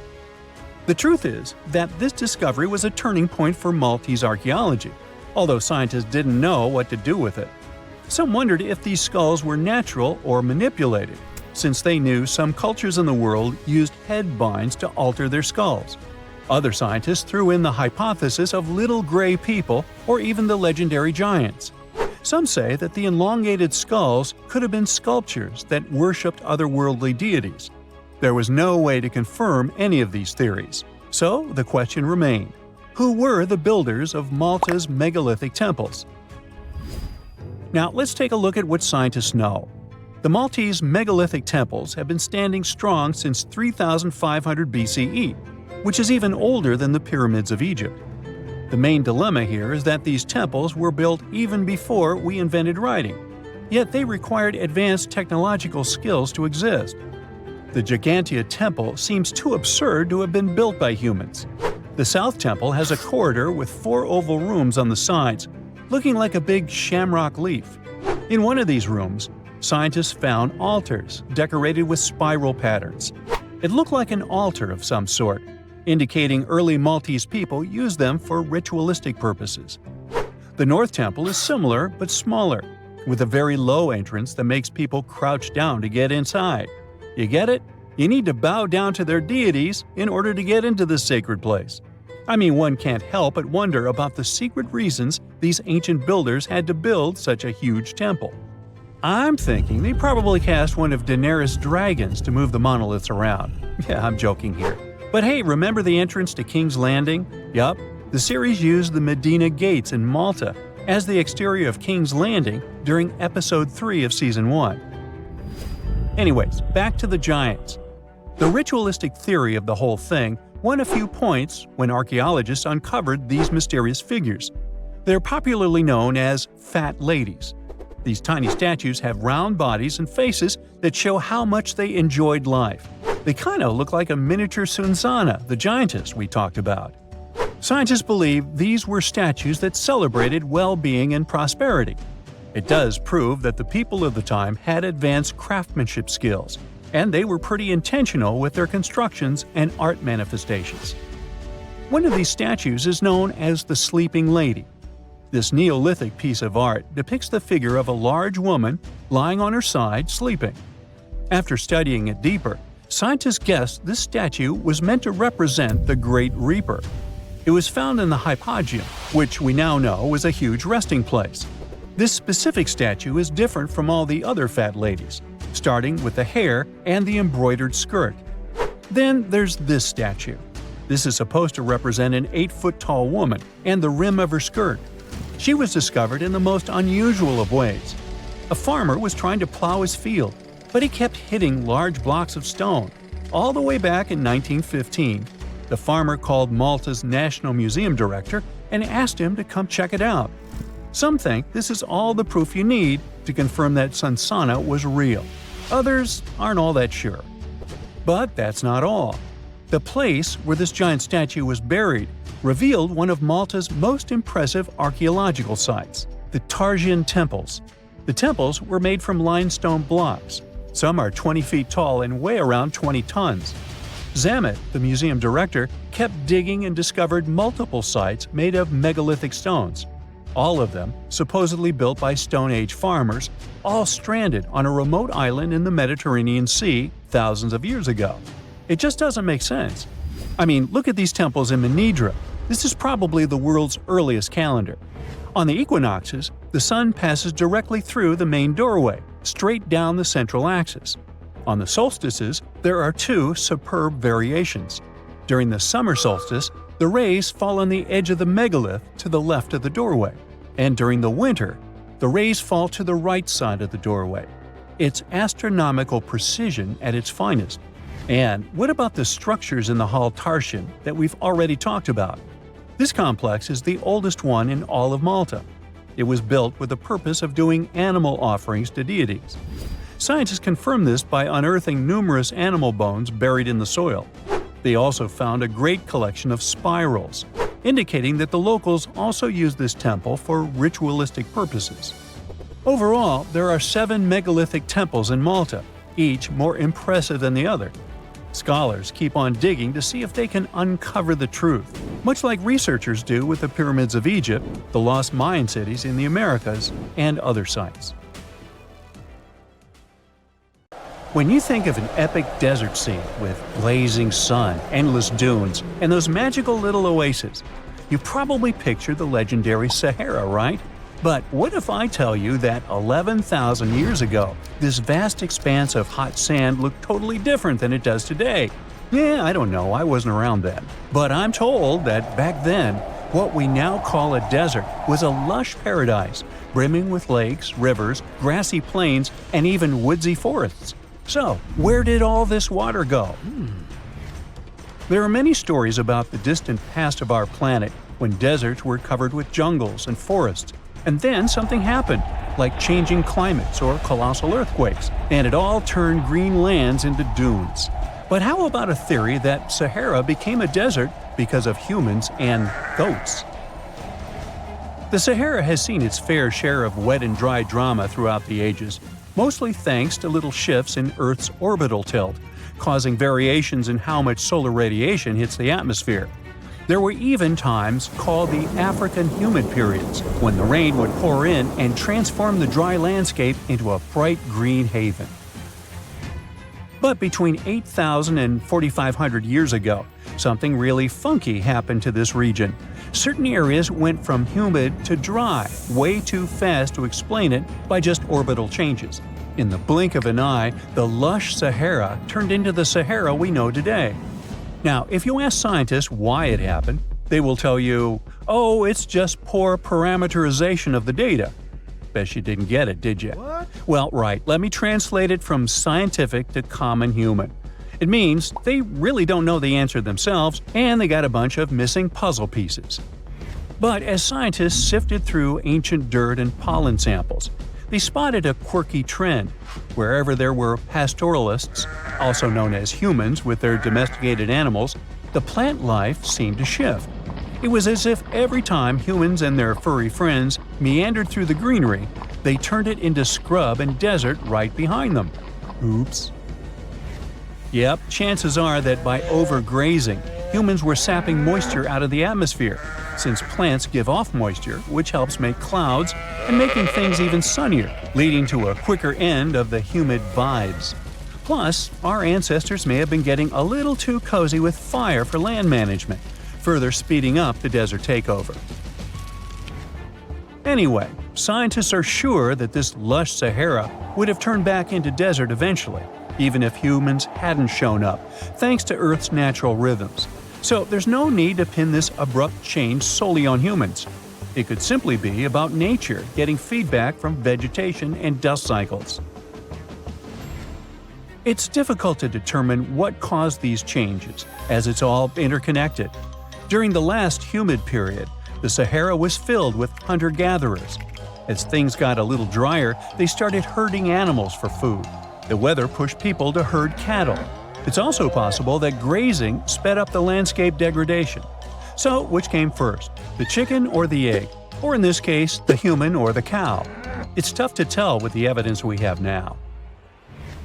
Now today, it's safe to say that water is no longer that big of a problem in the Sahara, even though it's a huge desert and the times of lush forests there are long gone. But technology's got us covered. For example, the Nubian Sandstone Aquifer System, the biggest underground water stash on the planet. It's nestled beneath the Sahara Desert's eastern edge and stretches across 4 northeastern African countries – Sudan, Chad, Libya, and Egypt, covering a whopping 770,000 square miles and holding around 36,000 square miles of groundwater. Just look at the pipes transported when it was being built. It's the world's largest irrigation project. No wonder it's feasible to thrive in the Sahara today. But imagine thriving in the Sahara Desert with just one water source.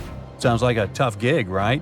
But the ancient Garamantes did just that, surviving and even thriving for nearly 1,000 years without monsoons or rivers flowing to their desert paradise. These clever folks were the trendsetters of urban life in the sands, and even the Romans couldn't help but notice their genius. While many thought they were just desert-dwelling savages, the Garamantes were busy building an empire in one of the toughest climates on Earth. But how did they do that? Well, they got crafty and dug a whole bunch of underground tunnels to tap into a massive sandstone aquifer. They were literally squeezing every drop of life from under the dunes. But recently, research showed that the Garamantes weren't just hardworking, they were pretty lucky too. The Garamantes had an underground aquifer that brought water up to a hill where they built over 500 fogaras, which are irrigation systems, some stretching as long as 2.5 miles. It was like sipping water through a straw, which let them irrigate their crops for nearly a century, especially since even a little rain would help recharge the system.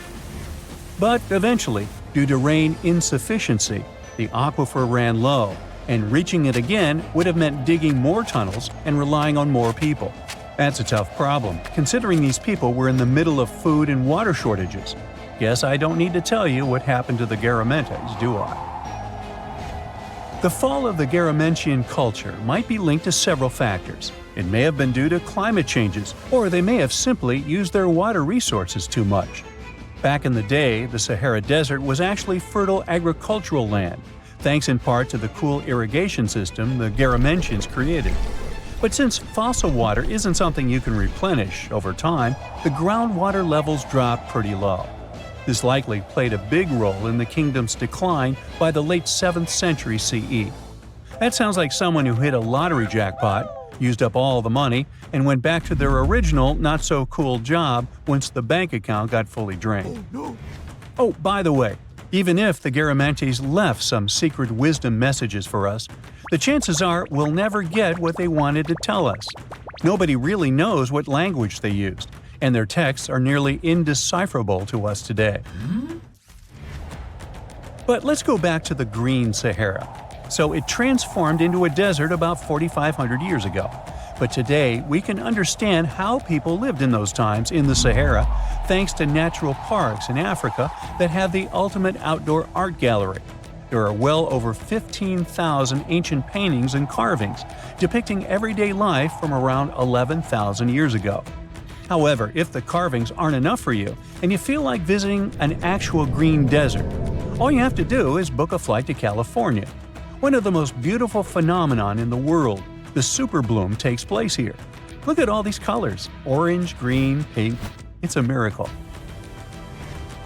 Wildflowers bloom right in the middle of a hot desert after several years of rainfall in dry places. It's such a bright and colorful landscape that super blooms can be seen from space.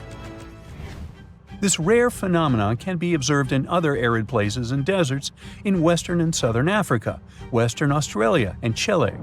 In all these places, the weather is very hot and dry in summer.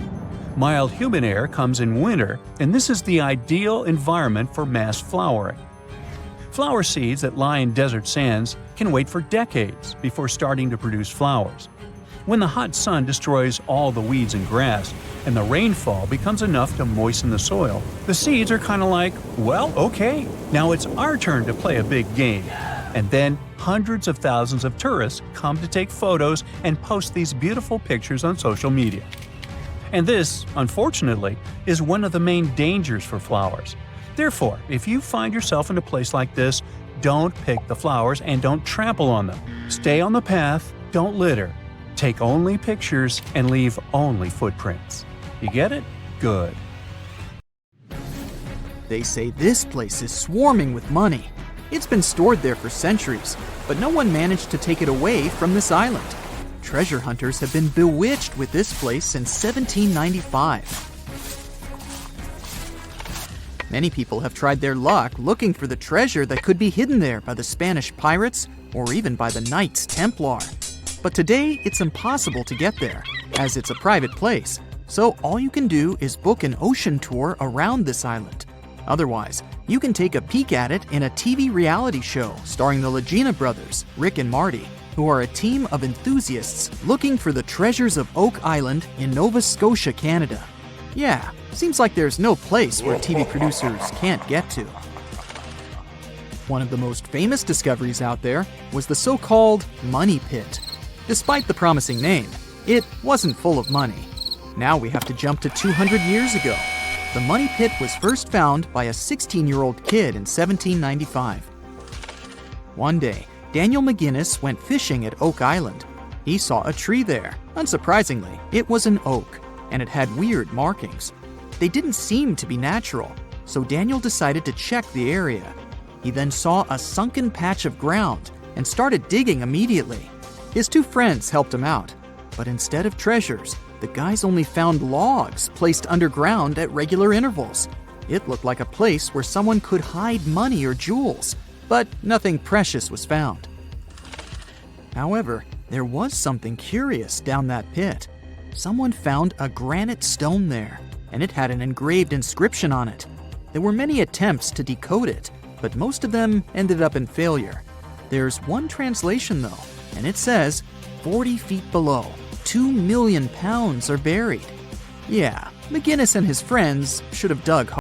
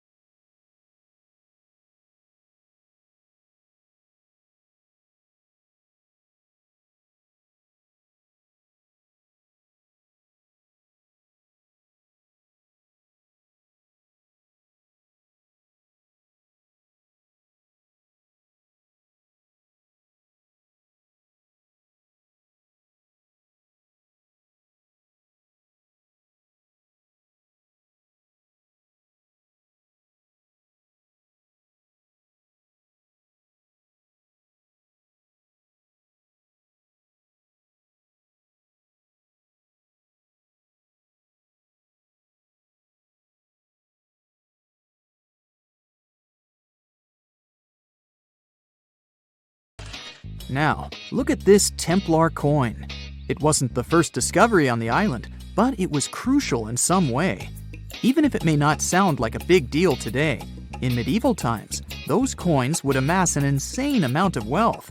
They were typically stored in European fortresses. For the treasure hunters, this coin was a sure sign there was more to be found on the island. The logic is simple. If there's one coin of that kind, there must be something else. And they were right. It wasn't the only Templar discovery. On the southwest shore of the island, a crossbow bolt was found. Experts say it dates back to the 13th century. But, once again, that wasn't something the treasure hunters were after. Some more coins were found on the island. Rick and Marty Legina retrieved this precious piece from a swamp. The coin is made of copper, and this time, it originated from Spain. When it was found, the Legina brothers could only see the number 8 engraved on it.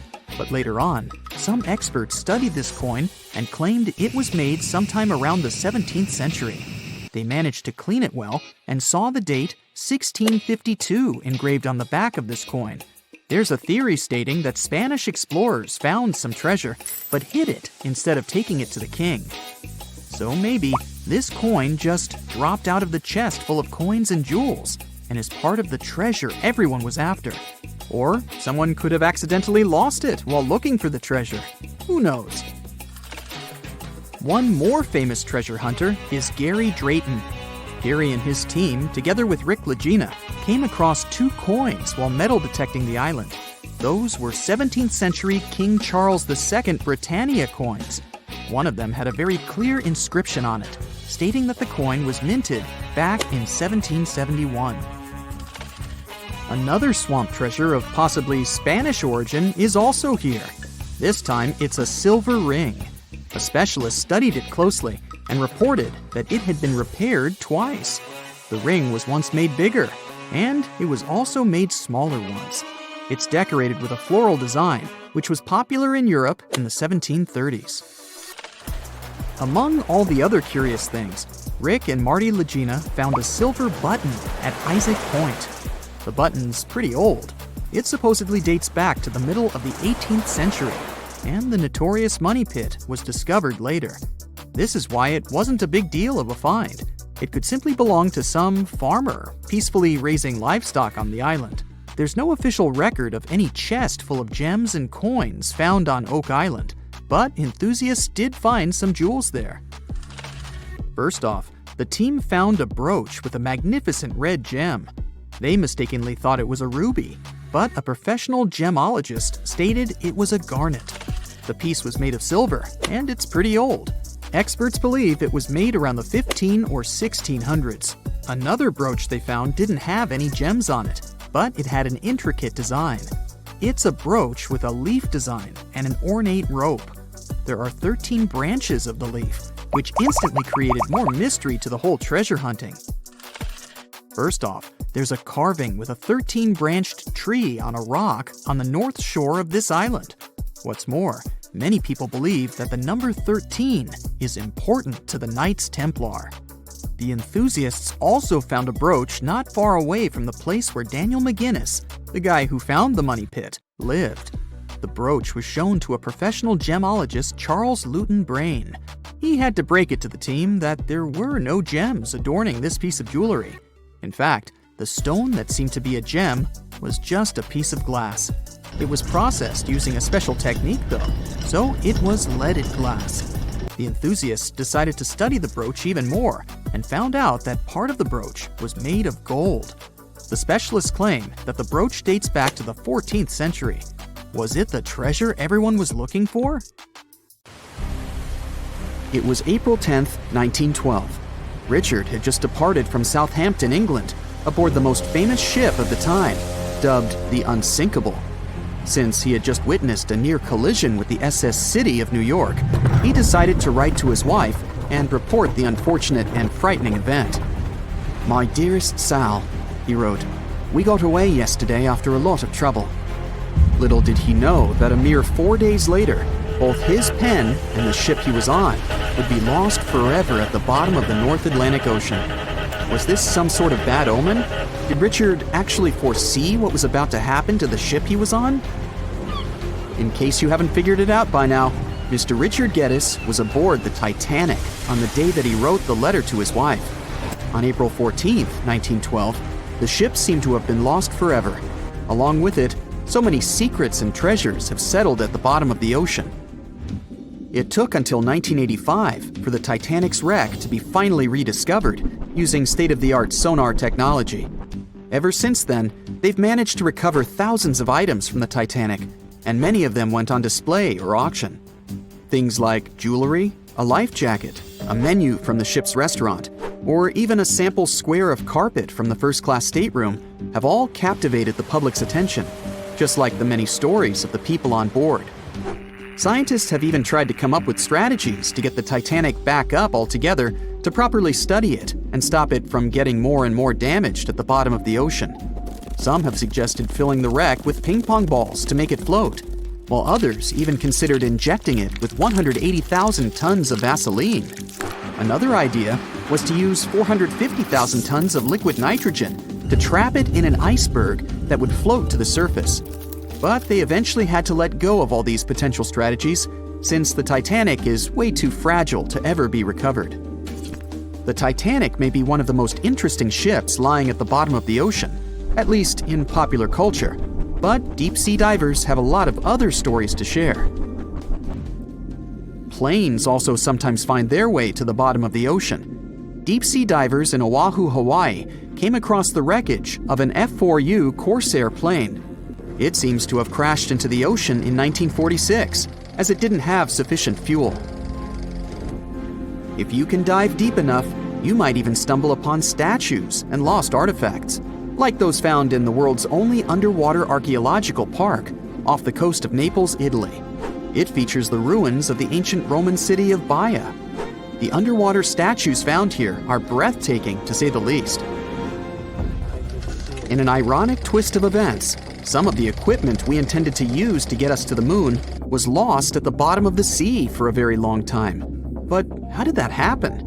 Beginning from the late 1960s and ending in the early 70s, many Apollo rockets were launched to orbit the Earth and the Moon. When reaching altitudes of about 38 miles, the first portion of the spacecraft, including the engines, needed to separate. People thought these components got destroyed or lost forever, but were they really? In 2012, a team of specialists discovered a bunch of rocket engines 14,000 feet off the coast of Florida. They have since gone through a 2-year renovation plan and are now on display at Seattle's Museum of Flight. Can you imagine stumbling upon a whole city underwater?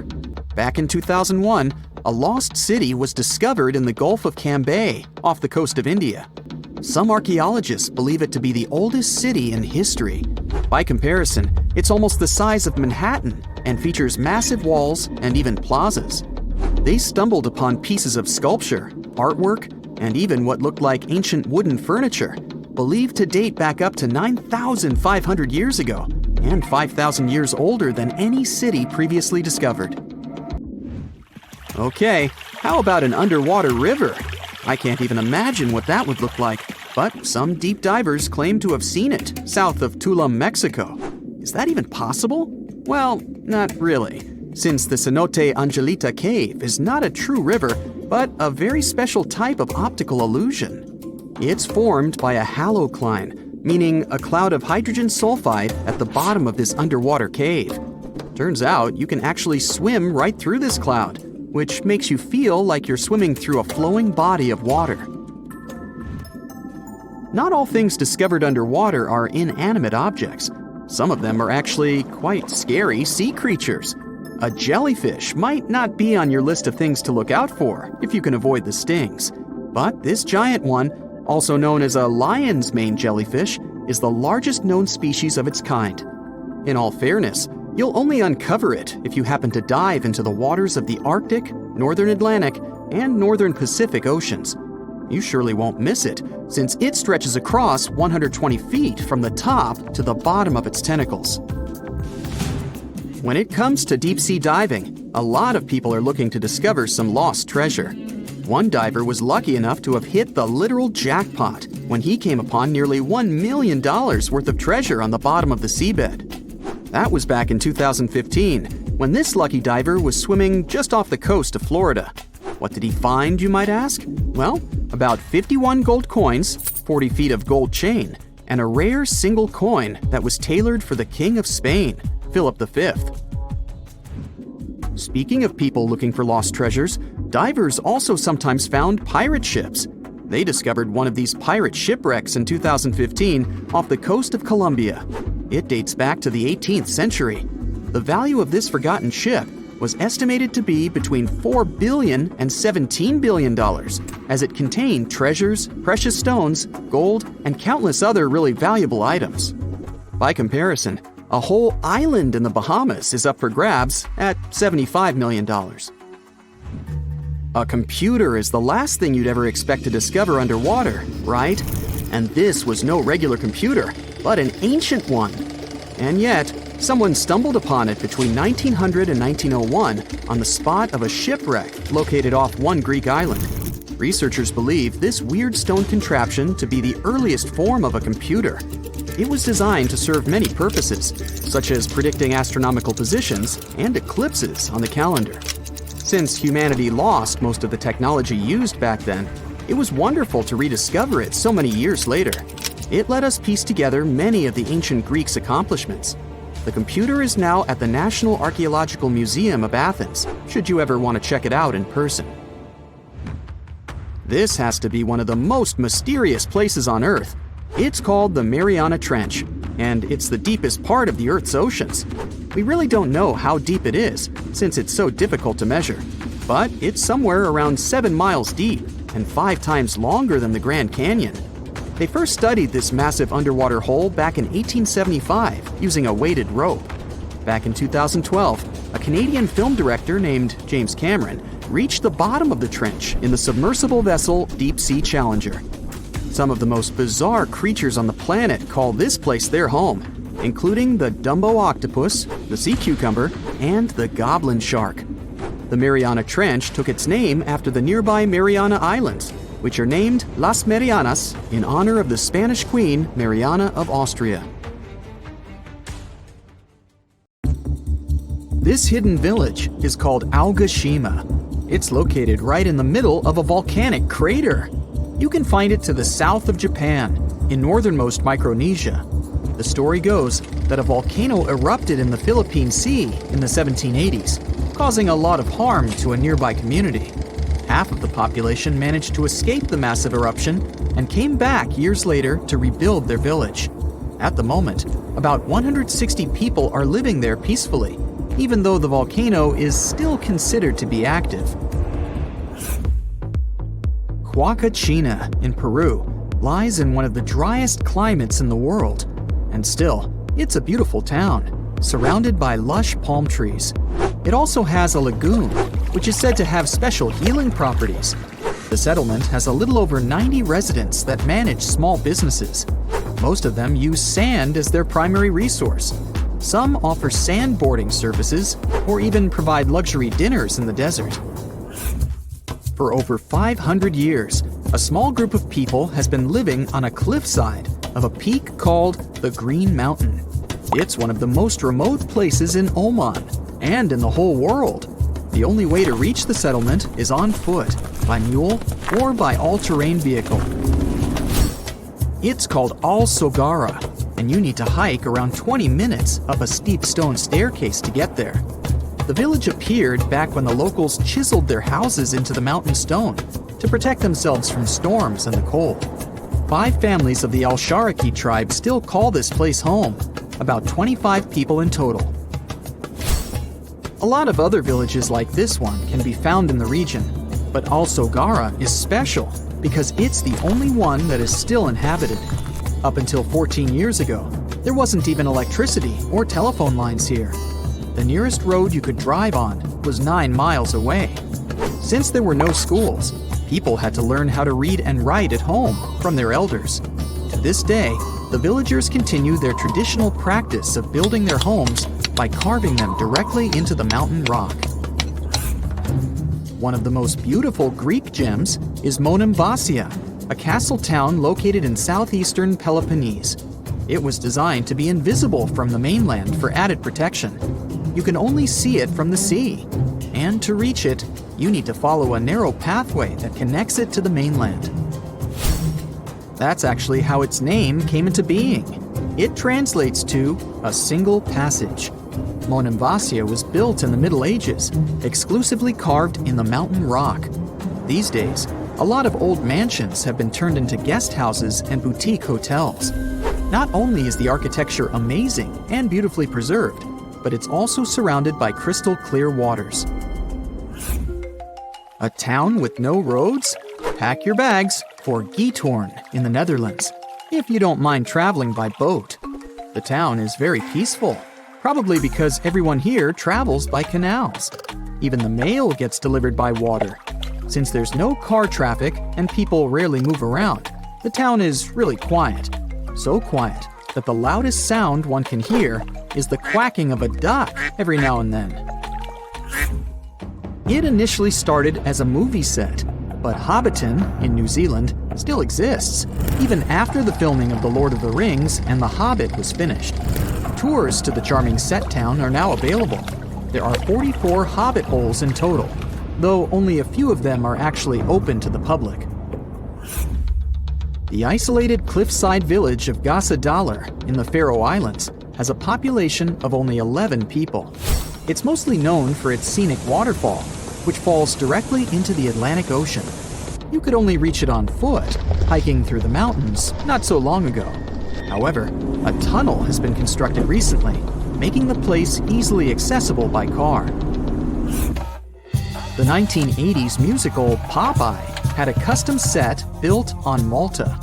It wasn't taken down after the filming had been finished, and Popeye Village is now home to groups of beautifully colored wooden buildings and a company of actors. There's a lot of fun stuff to do there, like watch theater shows, go on boat rides, visit museums, or simply explore the creative village.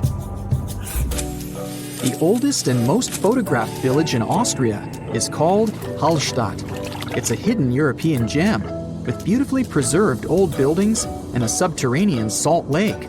It's also home to a museum with artifacts as old as 7,000 years and the world's oldest salt mine.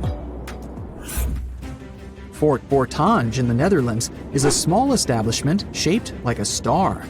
Creative parts aside, it was built this way for defensive purposes. It gave the guards of the fort a strategic advantage because they had a perfect 360-degree view. These days, the construction is perfectly preserved, including its old buildings, cobblestone streets, wooden windmills, and sophisticated bridges. In Morocco, there's a traditional earthen village made entirely from clay bricks. You can find it in a valley close to the Atlas Mountains, 32 miles from the capital of Morocco. Merchants who followed the trans-Saharan trade route went through this town, carrying spices and gold. As the trade route became less and less popular, many of these fortresses were abandoned and are now preserved relics. It's one of the best places for skiing in the world, but it's still hidden from the public. No wonder the locals call it the secret side of the valley. Located in Austria, the tiny village of Warth has only a couple hundred inhabitants. Not only is it the snowiest village on Earth, but it also has access to one of the biggest ski slopes in the world. Its popularity increased a bit in 2013 when the construction of a high-speed road was completed nearby. Virano in Italy is one of the most colorful islands in the world. Because of its vibrant colors, it almost looks tropical. It features emerald green waters, beautiful houses, and a 17th century bell tower. Its lace-making tradition brought Leonardo da Vinci to the island back in the 1400s. He bought a piece of cloth there and later used it for the design of the famous Dome of Milan. If you have a UK passport, you must be familiar with the beautiful small town of Bibury, as its scenery is featured in your ID. It's surely one of the most charming towns in Europe, as it's made up of stone buildings standing on the River Colne. The image in the UK passports is that of Arlington Row, a line of weavers' cottages that date back to the 14th century. The town of Coober Pedy in Australia is partially underground. It all began back in 1915, when opal deposits were found in the area. To this day, the town is still the biggest opal mine in the world. People living there figured out that it would be more comfortable for them to stick to the underground, as the temperatures outside can reach 125 degrees Fahrenheit. So, the settlement now has underground stores and galleries. Cooper Pedy is also home to the world's first 4-star underground hotel. To visit the most remote location in the whole world, you'll need to prepare yourself for quite a journey. If you're traveling from the United States, for example, the easiest route is a 15-hour-long flight to Cape Town, South Africa, followed by a 6-day boat ride. Only after that will you reach Tristan da Cunha. Or you can take a month-long cruise across the South Atlantic Ocean, whatever works better for you. Planning in advance is a must, since there are only 9 boat trips to the island yearly. The island itself is just 7 miles long. Sitting right in the middle of the South Atlantic Ocean, it covers a mere 37.8 square miles. The 300 residents are all farmers. They have the internet, but it's really slow. As for a phone network or a local newspaper, neither is available. The inhabitants of the island speak a dialect of English that is used by the smallest number of people in the world.